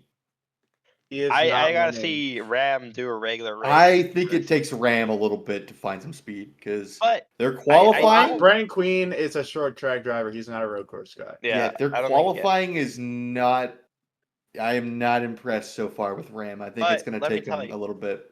I don't even know how they're slow because they all have the same engine. It's a spec engine series, so I don't know. Like it's got to be I something guess with the the setup body of the or truck. something. I don't know. All right. We shall Next we see. got O'Reilly Auto Parts Series. O'Reilly. Shane Van I mean, Gisbergen. I think And we he's all winning know the who Cup the race. top the top 2 are. It's just flip a Coin coin. toss. Coin Yeah. toss. Connor Zilic or Shane Van Gisbergen. Shane Van Gisbergen is winning Let me tell you. Xfinity and Cup. No, Zilic is winning Xfinity. It's O'Reilly, by the way, too. Oh yeah, my bad. Zilic is winning O'Reilly Auto Parts because one interesting fact: Circuit of the Americas is the only racetrack Shane Van Gisbergen has not won at. That's a road course yet. That streak breaks this year, by the way. Just Big so that if we're all true. aware. That streak breaks this year. I also have Zilic The winning. first time he did, it was like Austin Hill and him that got into beef, and then he got like disqualified, and then then Xfinity Series. He didn't get disqualified, but he got like penalized for cutting course. I think Shane Van Gisbergen did. And I then also have Zilic winning O'Reilly's. I He's much more familiar with this car than SVG is, Yeah. which SVG has never needed, by the way. He's never Yeah. needed to get familiar with the race car, just so we're. But But it I doesn't also hurt, think- and I think that Zilich. Did he win? He won at Coda last year, right? Yeah, He goes back to dominated. back. I mean, Yeah, he goes back to back. Yeah. He didn't dominate. He robbed it from Carson Quapple. Don't you remember? yeah, sure. The only person that Tate loves more than Zilich is Carson Quapple. That's so true. I'm the fakest Connor Zilic fan ever. Okay, but like, let me tell you, I think this track is Connor Zilich's best road course outside of Watkins Glen. So that's why I Yeah. have him, beating Shane Van Gisbergen, because Shane Van Gisbergen hasn't won here yet, and Connor Zilich has in the Xfinity Series last year. He got some Cup experience. This is one of the 3 tracks he has Cup experience at prior to this season, and he's just like his first Truck Series start ever at this track. He outqualified the field by 1.5 seconds, and then last year he got the pole by like a second over everyone in the Xfinity Series, 13th in the Cup Series, I think. I just think I just think he's gonna be SVG is gonna be hard to beat, but I think he can do it. So yeah. I'm gonna flip the script. Zilich sweeps the weekend. Ooh, bold. That is But bold. I That's don't bold. disagree. I don't disagree. It's definitely a realm of possibility. I don't think it happens. It though. is. It's a possibility. The new Jeff Gordon. It's He based off the really speed is, I saw though. Zilich have last year, by himself after he got spun out and stuff. It's certainly possible. The only thing is, I just don't think he has the race craft yet. He has the speed. SVG has a tire saving down to a T. Like, he can just last longer than everyone, and that's his advantage. He was going to win this race last year if the caution didn't come out for Hamlin dying in the grass and pushing Austin Dillon into the gravel, because everyone was cutting that one corner and they just didn't care anymore. Hopefully they do something about that. I wouldn't mind if they put like a wall there or tires or something. Didn't they have like a concrete block there? And then No, they got they rid had of it? they had like a little tire pack, and then they took it out because the driver said it was too dangerous. But let me tell you, easiest thing to do with that, just make a wall like they did at Mexico or Sonoma.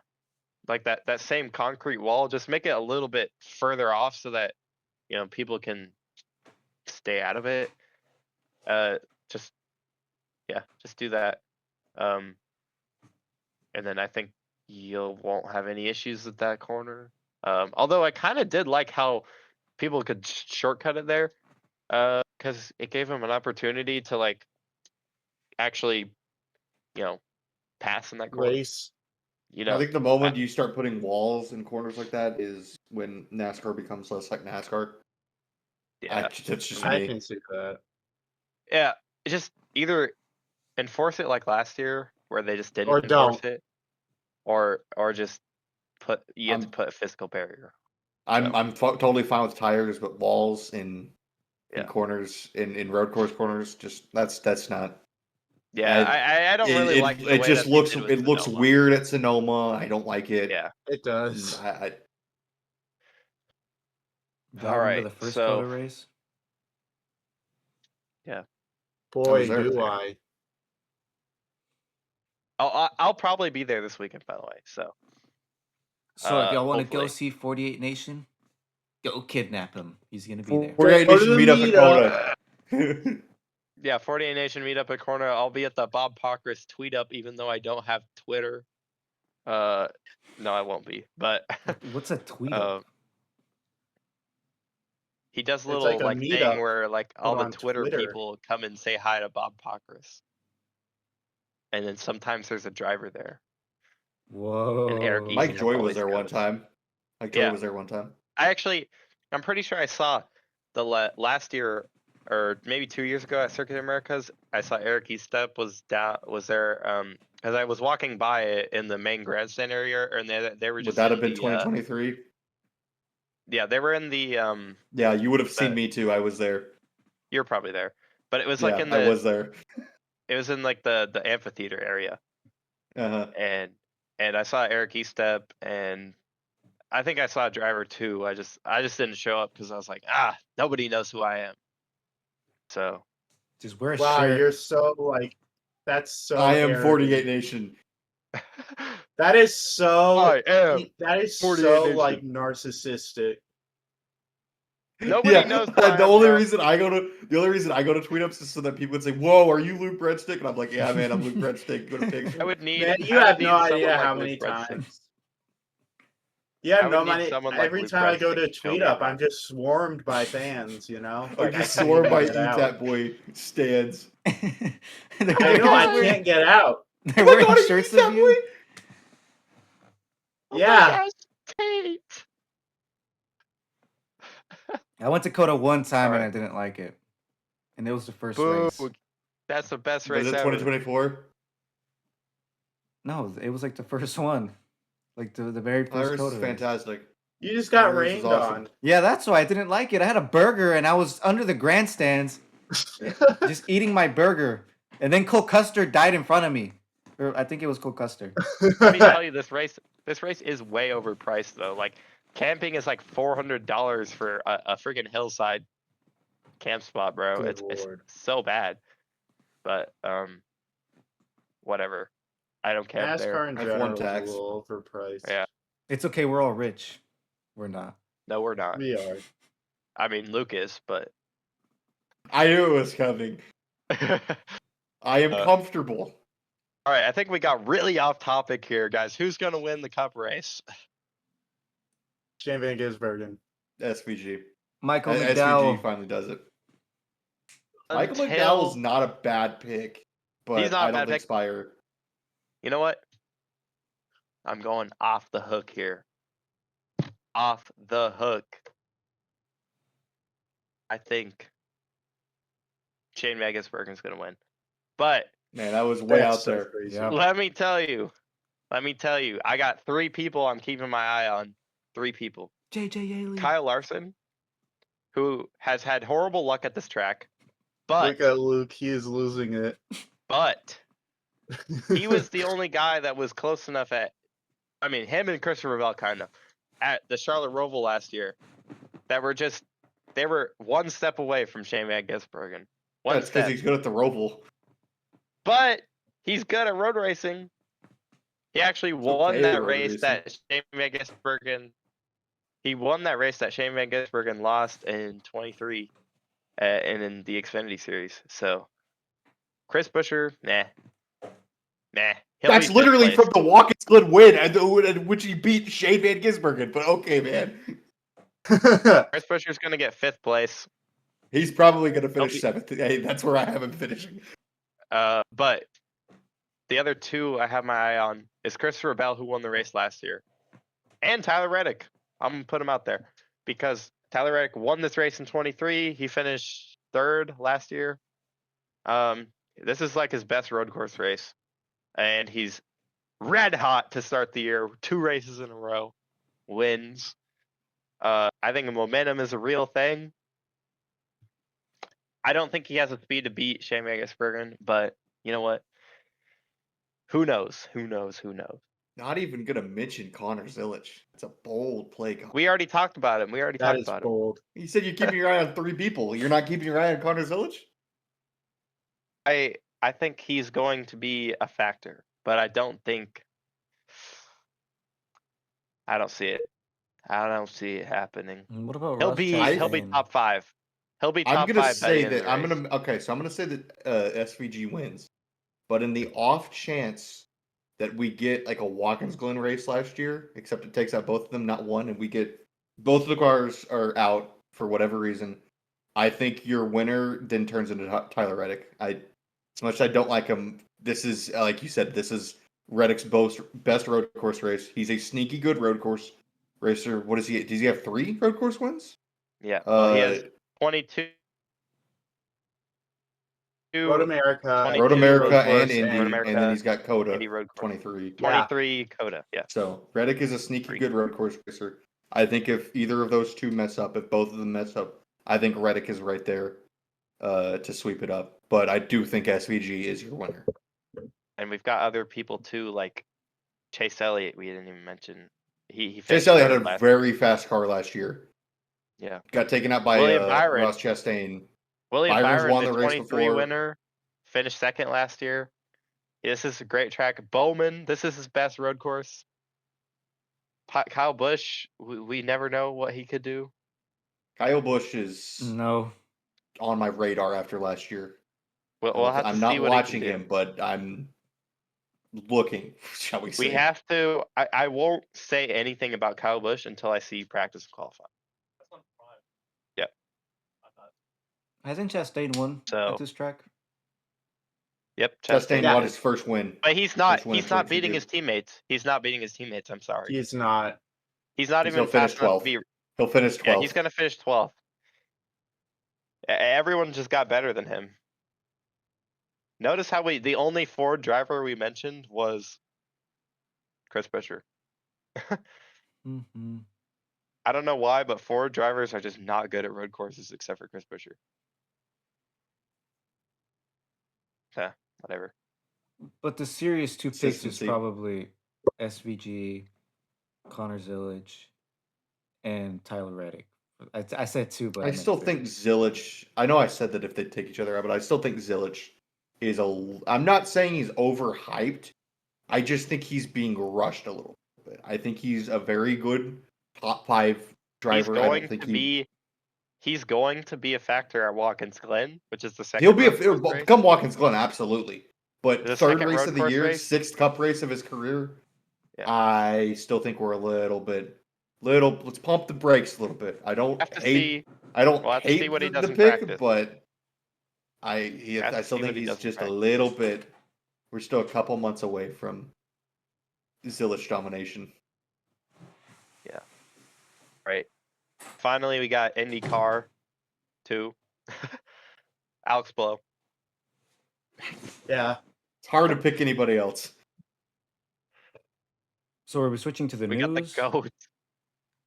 Yeah. Well, we'll just go. We're just doing IndyCar picks. So Okay. Alex Blow is the winner of the IndyCar race, unless he crashes on the first corner.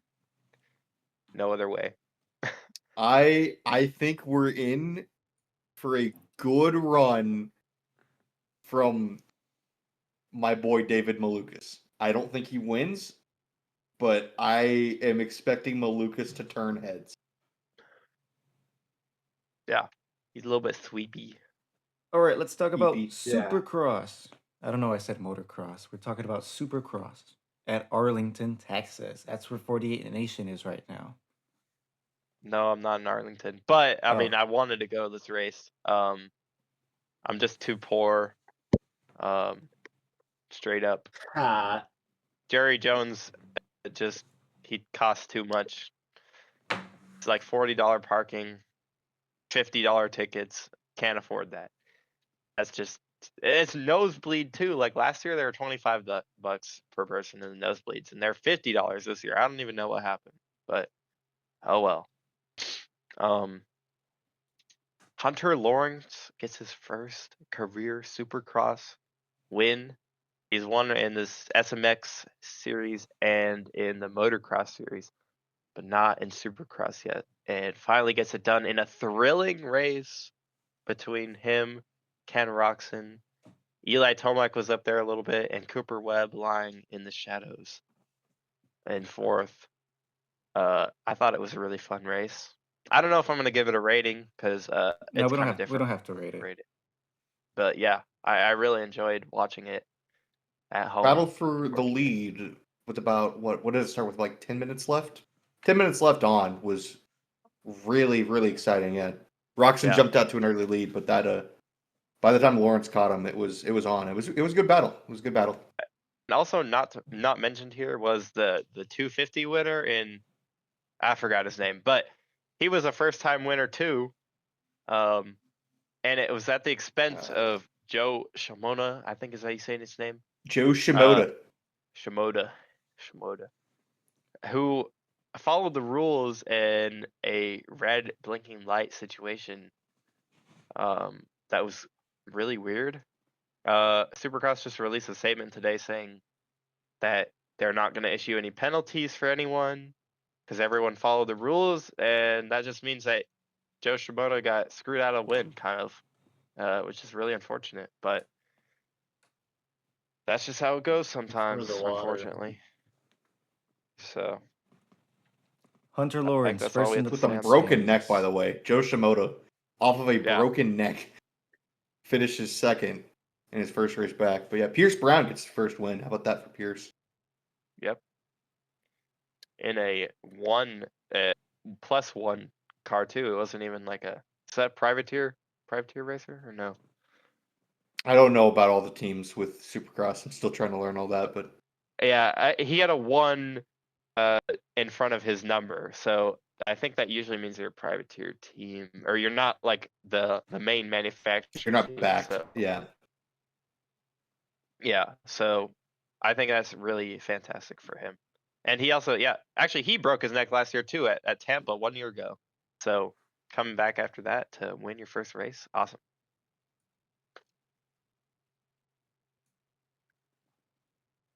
Wrapping that up, Now we Hunter got Lawrence, news. first in the point standings. Eli Tomac in second, trailing behind him. Let's switch over to supercars very quickly. Supercars. Do y'all have any comments on supercars at all? I'm sorry, I did not watch it. I did not catch the race. Cam Waters I watched know a I little last to bit of third it. though. Cam Waters last Yeah. to third. That's you gotta pretty impressive there. How I many tuned cars in a are little in bit. Supercars? 30, I think, something like that. Pretty I don't good. remember. Pretty good. Yeah. I mean, it was a pretty good race. I watched most of it. Well, not really most of it. I watched like half of it. It was all right. It was like they had some rain come in, but they didn't all need rain tires, and half the track was wet, so that was a little bit fun. And I just didn't see the finish. That was all. But it looked Happy like to see Brock King Triple was Eight kind back of with Ford. That makes me happy. Triple Eight's back with the Ford Motor Company, which yeah. puts a smile on my face. All right. Now I think we're on to the breaking news portion of Yes, our this. big thing. segment. Breaking news. Pretty Right. quiet week for the world of motorsports.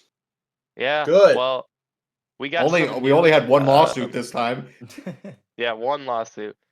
We're actually going to start off with some news that happened last week. Well, sort of last week, but we have TV ratings for the Daytona weekend.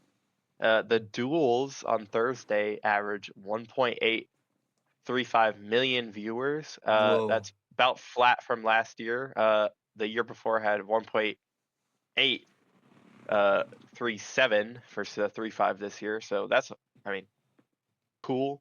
The O'Reilly Auto Parts race earned a 1.812 million viewers. I think that's a little bit down from last year, but I think it is. yeah, it's still pretty good rating, especially for Austin Hill dominating. And then the Cup Series race earned 7.489 million viewers, which is What about trucks? 11% jump over last year. I didn't have trucks on here for some reason. I think it was like the Trucks was highest truck up. I know. series. Yeah, it was the Trucks was highest truck series way up. rating since 2016. And I think Yeah. that was pretty much all due to Cletus McFarlane. McFarland and Tony Stewart. That's what you can draw that one. Yeah. That's pretty cool for the truck series. I know their series has been kind of rough the last few years with TV ratings, so that's a good win for them. Some other notable news from, well, actually, let's talk about the Daytona 500 ratings first, because this is up from 2025 and 2024, but both those races were really affected by rain, and it is down quite considerably from the previous non-rain affected race. And 8.81, I think, was that one. So that's like over 1 million less viewers, which I think is quite staggering. Oh, Pretty They'll try and spin it. disappointed. Yeah. They'll try and spin it in a way that's positive as just showing like the last, but yeah, okay. 2023 was 8.1 million. So we lost 500,000 viewers from that. Is that all due to them moving the start time up? I don't think so. I don't think at all. They said that it would maybe add 200,000 people, but I don't even think then, to be honest. I mean, like, oh well. I just think the Daytona 500 has lost its luster in the form of awesome sporting events that you need to watch. I think that this is less than the 500 and more just going back to the end of last year. I mean, last year we saw record lows Yeah, for the end of the season. Yeah. And we ended off with just a downright bad Phoenix. Like, everybody Yeah. wants this one thing to happen and it gets turned on its head and the exact opposite thing happens. And I think people are just sick, and props to NASCAR, they righted the wrong with the chase, but I think some people have genuinely had their final straw with the sport and yeah. don't ever care. They just don't care anymore, which I can't blame them. Phoenix was sickening. From someone who does not like Denny Hamlin, Phoenix was sickening. And I'm glad we're going another direction, but I think that's a lot of this has to deal with not just last year, but the last 11 years with this format. Tensions have grown and grown and grown. And rather than, hearing things are going to get better, we've heard we're bots. We're not real people. The complaints aren't actually there. One of the best team owners, one of the longest lasting team owners is a dumb redneck. This racing series that everyone likes needs to wipe off the face of the earth immediately. And I think that people are just sick and tired of NASCAR. And Yeah. I think the ratings showed that. So, It's but definitely the 500 losing its luster is a factor of that. I don't think people want to watch fuel mileage racing. I don't think the Yeah. drivers want to compete in fuel mileage races. And Yeah, I mean, I think that another was thing part is of that as well. the peak viewership didn't even crack 10 million, which I think is really damning. Like they had the 2020 race, like the initial tune-in was like 11 million, and that could be due to like political figures that were there. But I think that's just, initial tune-in 11 million. That's a lot. That's a lot of people for that, and we didn't even get to 10 million for the peak audience at the very end of the race. So I think that's that's the biggest concern for me, is that the peak wasn't there the peak. where it should have been. The peak wasn't there. All right. So that's all for TV ratings. For more NASCAR news, we have Colin Brown will be racing the 25 truck for Ram at St. Petersburg this weekend. This is awesome for him. Like, he's been in the truck series in a very long time, not been in truck series for a very long time. Yeah. And more St. Pete news. Jimmy Johnson will be Dario Franchini's crew chief. I feel like this is like a Dale Jr. being Connor Zilch's crew chief type This thing. is Where definitely nothing a PR actually move more than means anything. anything. Yeah. Definitely a PR move, but it is cool to see Jimmy top the box. If anything, that truck is going to fail post-race inspection if they win. But Okay. He'll have Chad in his ear telling him what to do. Yeah. Some more positive news. All NASCAR on Fox and FS1 races will be shown with double box commercials during green flag racing. That is the best news I've ever heard from NASCAR. Fantastic move by Fox. It is, but they're also doing twice as many commercials. So like, I don't even care. Like, we're seeing twice as much racing. I don't care. People that complain about the fact that there's still like too many commercials, shut your mouth. We have something good I'm talking for once. to you, Tate. Shut up. your mouth. I We mean, have here's the something thing. Shut That's up. half as less coverage with. That's half as less coverage with Clint Boyer and Kevin And- Harvick. I will take And it. also, on the FS1 races particularly, we will have less commercials because it's paid for by cable. So it's just the Fox races that are going Oh, to be that's true. crazy like this. So, Big if true. like, the fact that And they're even doing then, I it on don't think FS1 is awesome. I don't think the commercials are as overbearing when there was racing on. It's Yeah. a little Like, smaller. There's no I was audio. able to watch That's the fine. Atlanta I mean, race. Look at you. You just want to yeah, we were able to watch the race. That's a good Yeah. thing. I am Yeah. Here's the thing. I think that a lot of this goes back to last year with Fox firing their race director and moving to someone else, their TV producer, whatever the role they changed. I think we're seeing the results of that this year. The graphics package is fantastic. Again, no more commercials. You're not going to miss a second of racing. Yeah, you're not no more I mean, commercials, but fix you're the not going to miss a cameras, second fix of the race. commentary. I think we're taking a step in the right direction with Fox. I don't think it's getting good. It's getting better. And you know what? Baby steps, I'll take it. I don't think there should be anybody who should be at the very least upset by this. I think everybody should be very happy that this is something that's happening because this is a great thing that Fox is doing. So shout out Fox. We don't praise them very often, but Yeah. I like to give them props when they do something right. So good job, Yeah. Fox, on this one. Still don't think it's great though. Some more NASCAR news. Toyota Racing has signed Keelan Harvick to a long-term development deal. Oh gosh. We have like 10-year-olds out here getting sponsored already. Their I mean, careers You got a better deal than us. before Corey High. yeah, he got long-term to stability before Corey Hyde. I guess he just That's has to actually be a really liked by good Ty point. Gibbs. It's too bad. I mean, he's good for good. Keelan. He is good. He is good, but it's just I don't know. It's kind of disappointing. It's funny. What? I just think that's really funny. I think it's bad for the sport. I mean, we're just further solidifying the only way to get in the sport is have money. I think that's all we're doing right now. Nepotism.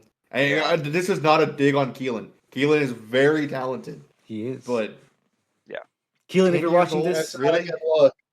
if you're watching this, Keelan, we do not despise you or Keelan, anything. Keelan, if you're watching this is not a dig on you at all. Keelan, if you're watching this, 10 years old is really Keelan, young. can your Cool. dad like stop giving us like? Can your dad like? can you tell your invite dad to us on stop his saying podcast? 6'7" mogging? Yeah. Please? He's too I think old this to is be bad for saying the that. sport. I think that we kind of saw this is going back to Jeff Gordon and Joey Logano, really young, getting early rides in the sport, and it's only going to get younger. And when you get young people in the car, 5 they're years old? inexperienced, and yeah. 5 years old, Drayton Daytona 500. I think when you get younger people in the sport Get ready to and you rush fly. them up, I think they make more inexperienced moves, and I think they're just in over their heads a lot because they're 18. They're 18 behind the wheel of a car, and Keelan Harvick is 10. A year ago, Keelan Harvick didn't have two He is numbers not. in his age. Yeah. He's already Just, raced though. yeah. He raced I in the don't Pro know. I mean, Invitational. I'm happy for him. He's good. Again, I'm not saying he's not good, Mhm. but we're setting the record now that you have to be in full-bodied stock cars by the time you're 10. And Yeah. I think that's bad. I don't think that's good. Yeah. Where did he end up Alright, in this so- only race? In the Pro Invitational. In iRacing. The It was Pro-Invitational Talladega. crashed. I don't think it mattered. He crashed. That's still that's still experience. He's still racing with the top guys. Come on. All right. Well, the final news before we get to the final NASCAR news before we get to the biggest breaking NASCAR news is the entry lists have been released today for all the races this weekend, and the notable entries for Truck Series include Dario Franchitti in the 1, Carter Farluch, I think is how you say that last name, Fart. and the number 2 truck. He's not going to do anything probably in that number 2 truck, unfortunately. Ben Mayer 3. in the 4. He's really young too. I think he's 17. He raced some Gosh. ARCA East races last year. He's really, really good. Adam Andretti in the 5. Jackson Impressed. Lee in the I was 22. impressed with him in Atlanta. Yeah, he did, but he's pretty good. Colin Brown in the 25 that we talked about. Landon Lewis, was he in the That's an ARCA? That's MX5 a guy. Motorsport MX5, guy. yeah. Oh, A lot of MX5 guys doing this race, because they are actually there this weekend, including Nathan Nicholson, last year's MX5 runner-up, in the championship. He'll be driving the 76, unfortunately. It's not a very fast truck, but you got Wesley Slimp in the 62 for Friesen Motorsports. And the 69 truck will be driven by Derek White as their notable Truck Series entrance. For the O'Reilly Series, all right, one of your winners is going to come out of this group of people that are in the notables. Alex Blay in the 0, Connor Zilic in the 1, Tyler Gonzalez, a former MX5 driver, in the number 5. Number 9 is Shane Van Gisbergen. the dad. 19, Brett Cruz. Those 4 guys right there could win.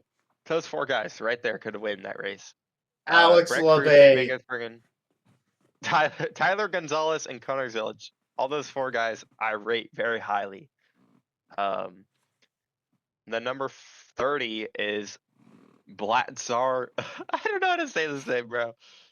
It looks German or something. He looks German. I don't know. Ross Chastain in the 32, Austin J. Hill in the 35. The 42 will be JJ Yeley, 50 Preston Pardis, 55 Sage Karam, and the 91 of Carson Kvapil. Carson Yeah, Kvapil. It's too bad. Carson Kvapil Bro is getting not winning shoved out this of his weekend. ride for a superior Connor Zilic, unfortunately. I want you to be quiet right now, buddy. Right. That is also 40 cars for 38 spots. So someone is gonna go home. 2 people actually will go home. We've had this the last few years, so make sure to tune into O'Reilly Series qualifying. And for Cup Can't miss Series, race. everyone's Can't the miss same. race. Everyone's the same for Cup, except for Jesse Love in the 33 car. And now for the biggest breaking news of NASCAR weekend, we have the lawsuit with Oh no. Joe Gibbs Racing suing they're a former guy in Pisgapehart. His name is Tate. What do we have to say about this? Yeah, guys? guys. There's a lot of stuff I can't say right now. The truth will come out. Sorry you're being sued, Tate. By JGR. You'll Yeah, probably it's lose. really hard to be. Shut up right now. You win the lawsuit. Can you It's give really me some hard money? to be successful. Everyone wants to take me down. We just crossed the 2-hour mark, by the way. That's good. We did. We have crossed the 2 mark. So So I yeah, mean, Chris Gabehart being sued, and he's going to get hammered because he did bad things apparently, but he denies all of them. So I don't know. We'll have to he see. probably did it. It's evidence is damning for sure. Evidence looks Yeah. very damning. It's not looking good. It's not looking good for Gabehart. Allegedly. I am not legally binded by these statements, but All I'm it saying would is be- I would not want to be his lawyer. Yeah. I don't know. I feel like the Yep. fact that Spire immediately announces his hire afterwards, though, tells me there's something we're not getting, and they have confidence, or Spire is just really dumb. Could be that too. But Well, they're the fact that he's NASCAR bad hired, team. he got hired, or they announced his hiring Yeah. days after the being announced that he was sued tells me that there's something we're not seeing. But again, the Well, he evidence is is straight up damning just so giving far. it to Spire. Because one of the things he was being Yeah. sued for was the fact that he is working for Spire in a position he was not supposed to be. And then Spire says, "Yeah, he is. Here we go. We've hired him at this position." So I don't know. I'll just definitely gonna have to be wait and see for this one. But not Yeah. looking good for Chris Gabehart. We'll probably talk about it again when things actually happen with this. I feel like this More is going to be a info case that drops. doesn't Yeah. get dragged on super long, Hopefully. or it could be eating my word. It better. I would be But- surprised if this one is not settled outside of court. Yeah. Right. Moving on to open wheel news. We had some testing this week for basically all biggest open wheel series had testing this week. IndyCar out in the oval at Phoenix. Formula 2 was at Spain, I'm pretty sure. And Formula 1 had open testing in Bahrain for a few weeks, 2 weeks now. IndyCar testing results for the first day at Phoenix Raceway saw David Malukas lead the field with a speed of 172 miles an hour, time of 20 seconds. That is crazy. 20 seconds around Phoenix Raceway. That's pretty darn fast. And yeah, ran a total of 68 laps. Joseph Newgarden second. Will Power in the 26 car. I'm telling you guys, this is going to be a good year for Power, I think, in this car. Kyle Kirkwood fourth and Alex Blow fifth. A few other notables. Blow's washed. Pato Award was 16th in this, and Mick Schumacher, in his first opportunity to drive an oval IndyCar, ran 109 laps, which is actually third most laps of the day, and he was a whole second off the pace. It's gonna take time. So It'll take time I for don't know. sure. Yeah, it'll take time. This was the first session too. The second session, the top 10 were Alexander Rossi, Joseph Newgarden once again in second. Alex Palou climbed to third, Christian Rasmussen fourth, and David Malukas rounds out the top 5. Pato Ward got sixth, so looking like good there. Will Power 8th, Kyle Kirkwood 7th, sorry. Marcus Ericsson 9th, and Marcus Armstrong 10th. So that was IndyCar testing at Phoenix. Also, they picked up speeds from 172 to 174 miles an hour average around the track. Top 10 were above 172 miles an hour. And moving on to, actually, let's talk about that for a second. I think the Phoenix race is going to be fun to watch. I think it's going to be a lot like Gateway, where people have an opportunity because they haven't raced at Phoenix since it worn out a lot. So I really think they're going to be able to get a second lane growing for a bit there and actually make some passes. But I don't know. Let's see. Put some PJ1 down. That'll make it good. Yeah, that's not going to make anything Oh, happen, bro. true. Yeah, no. I'm excited for this Phoenix race though. I think Yeah. more ovals for IndyCar is always a good thing. So Factual. Phoenix would not have been my first choice for an oval, or my second, or probably my third. But I'm excited for IndyCar's return to Phoenix. It did look like ticket sales were definitely up for that Saturday so far. That's good. That's good. So they got O'Reilly Auto Parts earlier in the day, and actually I think the IndyCar race is first, right? I don't remember. it is nice to see IndyCar being willing to play second fiddle, because that's Yeah. always been like a thing where, NASCAR and IndyCar don't want to play second fiddle to each other. Although, So I think it would I don't be, think I think NASCAR it has would be any peak problem. if yeah, I think it would be peak if the Xfinity race or O'Reilly race was first midday, and then IndyCar was at night. Night Phoenix has just got I so agree. much aura, but it'd be really late for that. So I don't know. Be prime time Saturday night. So I don't know.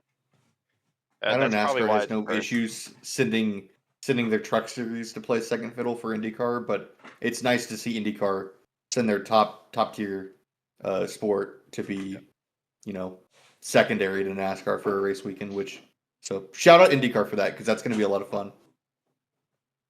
Yeah. All right, moving on, we got the Formula 2 test at Barcelona. This is Colton Herta, our former IndyCar driver, making his first lap, or I don't think it's his first laps in an F2 car, but it's definitely his first competitive test. First time out, first day, first session. He got 15th. Oh, we have kissing cars. Sorry. First session, we have Colton Herta got 15th with Martinez Stenshorn. Don't know how to say that. Getting first. Second session, Colton Herta got 10th on the first day. And the second day, first session, Colton Herta climbed all the way up to 6th. And final session in the afternoon, Colton Herta was 4th. So can he really pull this off? Remains to be seen. But he did show he didn't go back at all in the standings. He went up the whole time. So we'll have to see what happens this whole He year. did crash. I Over. would like to point that out. Herta did have a wreck over the weekend. I don't know which session it was in, but he did junk the car at one point. I don't think anybody's. Based on lap count, it'd probably be maybe I don't know. It's probably gonna be the first session because he only got 20 laps in there. But I don't know. I don't think anybody's doubting the fact that Herta is going to be good in F2. I think we're all expecting him to show up and, have a good year. I think F1 is going to be the big question for sure for Herta. But I don't think anybody's expecting anything other than top 5 throughout the year for Herta in F2. He just needs to be good. Like, he just needs to not make a fool of himself. That's all, really. Gets those super license points, and you know what? That's all he needs. So, the final news for open wheel racing that we have before we talk about a little bit about F1 testing is IndyCar unveiled their new independent officiating system, but it's exactly the same people as before. I don't know why Then it's not they did independent, this. bro. It's not independent. If it's the same people, it's still the same. Like, I don't know. This has got to be the silliest IndyCar thing ever. will always be Penske slop as long I was as going to that say man this is in how the you car. get it to where you get a little bit of people off your back. Not everybody's going to look into the details. They're just going to see, oh, independent. Penske's not running the show anymore. Kind of I don't is. think. Penske slop. I don't think. I think IndyCar fans are too smart because the racer article literally says featuring the same trackside officials as before. So I don't know, man. Well, not I think that's every where article IndyCar is going to say driver that. So IndyCar. I know not every article is going to say that, but I feel like IndyCar fans are pretty well rounded in their like. IndyCar is so niche at this point that it's like it has its people that are very aware of what's going on in the sport. So you know what? It'll fool a few people, but I don't think it's fooling the ones that actually matter. So it's just disappointing. They had a chance and they ruined it. But I think that is all the news I have for today and this week. But now we have F1 testing. So yeah. So we're gonna go over F1 testing real quick. Yeah, sure. All right, we shall do Did that. you guys watch any of that or see any of that? No, I did not personally see that. just The Aston Martin is slow. That's what I saw. This will be in our final thoughts, by the way. That's about it. There you go, Yeah, final the thoughts. Aston Martin, they might not even be able to finish Australia at all. They might not even be able to start Australia at this point. Fernando Alonso, sad music intensifies. Yeah, I don't even know what happened with it. Ferrari looks good. Mercedes looks good. McLaren looks pretty good. And Max Verstappen looks like Max Verstappen. That's pretty much all that we got out of there because everyone's sandbagging. Max Verstappen. Yep. And also Ferrari was kind of developing some new things, like the rotating wing and stuff like that. So Yeah, they just put it on backwards. Don't let them fool you. I don't Yeah, think I'm ever going to be able to hear Ferrari develop something and take it as interesting. I think it's that's just going to break at some point. Ferrari. yeah, I don't know, man. Let's see. Still got power rankings to do. Oh, you're right.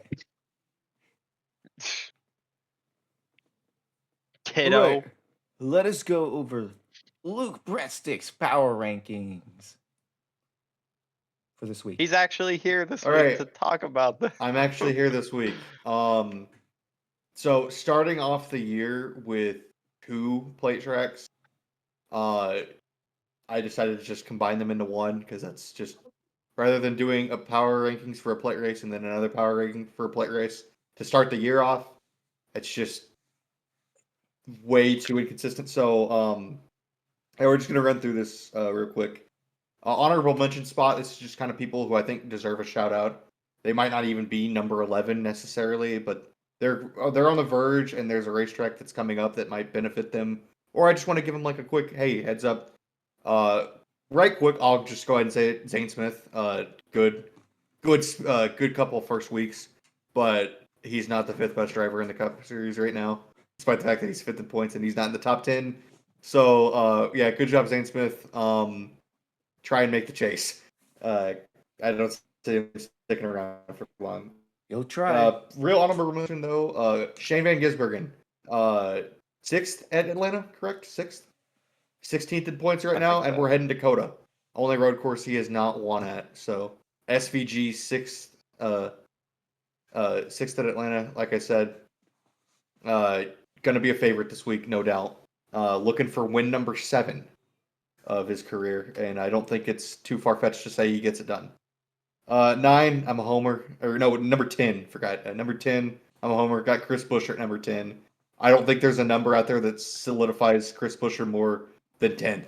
That is, top 10s are real with this team. Started dead last in the Daytona 500 and gathered the 3rd most points that race. Points in stages 1 and 2. Finished 7th with a relatively clean race car. And then a 15th at Atlanta, no stage points, but I believe he's 9th in points right now, 9th or 10th in points right now. So, and right above him in 9th, I've got his teammate Brad Keselowski. A little bit more speed at Daytona, led some laps. I thought he was going to have the car to win there, and a little bit more speed at Atlanta too. BK looks strong, better than he did last year, for sure. Much faster than he did last year at the start of the season, and a good end of the year too for Keselowski. Number 8, Christopher Bell. Bad couple weeks for Christopher Bell. Moved him up a spot after Daytona, but just plate tracks are not Bell's strong suits. Had a good run, got wrecked. I think again by his own mistake, but overall racing incident with Bell. Got him P8 right now. Number 7, Bubba Wallace. I did not have him ranked in the year, and that's a mistake on my point. As mentioned, he's got the most laps led so far. Captured the 3rd most points at Daytona, I think, and captured the 2nd most points at Atlanta last week. Got him 2nd in the points right now. I think he takes a step back. Road courses are admittedly Bubba Wallace's weak point. If we were heading a track that more suited him, I'd probably have him higher, but entering a road course, got to kind of limit him to number 7. Number 6, Joey Logano. He's up a lot from the beginning of the year, but I also think he goes down in the coming weeks. 2 top 10s for Logano, if I'm correct. Sitting solid in the points right now. I don't think the chase helps this team out very much. They're definitely more bang bang with their wins. Not a consistent race group. We'll see if they can't make it more consistent as the year goes on, but not quite sure. Number 5, Chase Briscoe. Gotta love the speed from the end of last year to this year for this 19 camp. They've been a very consistent, very quick race team, and second in Atlanta. Gotta love that as they head into road courses. Briscoe's a sneaky road course racer. Could have an easy top 10, top 5 on the way, and look for him if things go wrong. Number 4, Kyle Larson dropped him a couple spots from the start of the year. Had speed at Atlanta, no doubt he had speed, but just cannot get out of his own way. Really, really bad move, bad luck on Shane Van Gisbergen. Ended his race early because he had probably the best car on Sunday. I definitely don't think I'm wrong in saying he had a top 3 car, and just thrown away by carelessness. Careless move on Kyle Larson's fault. That move sucked. That's not the first time that's happened. And I don't think it'll be the last time either. And again, it's been 10 months since Kyle Larson has gone to victory lane. Got to go back to Kansas last year in the spring for Kyle Larson's last win. So Larson's looking for a turnaround. Obviously, he's the champion, but I don't think he did it on the most convincing of standards, and definitely looking for more out of this 5 car because he's been lacking. I know he walked away with a title, but he's been lacking in the overall speed of ever since the Coke 600 last year. So we'll see if he can't do something with it. Number 3, Ryan Blaney. Decent speed weeks, but mainly he's up here from his end of 2025. I believe his last 3 finishes were first or second, first. I don't remember where he finished at. I think it was Talladega, but he ended the year with second at Martinsville and a first at Phoenix. And obviously, we know that Ryan Blaney is emerging as a top 5 driver in the Cup Series right now. Slow start to speed weeks. I don't think anybody's nervous, worried. Blaney has proven himself that he is just as good of a driver as anyone out there. Number 2, kind of a surprise. I didn't really have this guy on my radar after Daytona, but a good finish at Daytona and a good car and a good finish at Atlanta. Chase Elliott at number 2. He won the race at Atlanta last year, finished top 5 this week. So heading to a road course again. I think he had the 3rd fastest car last year. Got taken out early by Ross Chastain and rebounded to finish 4th. Chase Elliott's looking for a good run. Always going to be consistent, not always going to win, but always going to be up front. I think the chase is going to help him out. Ironically enough, the chase will help Chase in 2026. And top of the board, top of the board. I didn't have him very high last week. I didn't think it was that big, but back to back, you got to put Tyler Reddick at number 1. Back to back wins for Reddick in this 45 crew. 2311 looks strong right now. That's about it. Again, Reddick's a previous winner at COTA 2 years ago. Different configuration, but actually 3 years ago. Different configuration, but still the same road course racer. And Reddick's always fast at road courses. There's not much out. There's not anyone else you could put at number 1 right now. Tyler Reddick is the number 1 guy in the sport right now, for sure. So yeah, that's going to conclude the power rankings. That's all. Yep, we're gonna wrap Agree. it up right here, guys. Thank you if you listened this far. Hopefully, you enjoyed it a lot. And if you didn't, You deserve an ice cream. you do. And if you didn't, leave a comment Make below. sure to give us a like. Make sure to give us a comment. Yep. Give us a comment on Make what sure you to give us a thought. subscribe. Yeah. We need engagement, guys. Yeah, need we engagement. do. If you want more content Comment. like this, subscribe, like, go to Tate's house and we'll make more content. Just for Send y'all. me mail. Send me letters. Yep. We're gonna flash Find Tate's my address on screen right pages. now. Find my pages. Do it. Okay, Tate's address is gonna be posted up on screen. Everybody spam his house with mail. Go make Spam- him have to like be like the Breaking Bad house people that like to put a fence around everything and call Report the him. cops on you. Report him to your, report him to your local police. What did I Yeah. do? For being too Look at your cool room, buddy. That's all you have to look at. Thing. by switching. Yeah. All right, guys. That is it for today. Bye bye.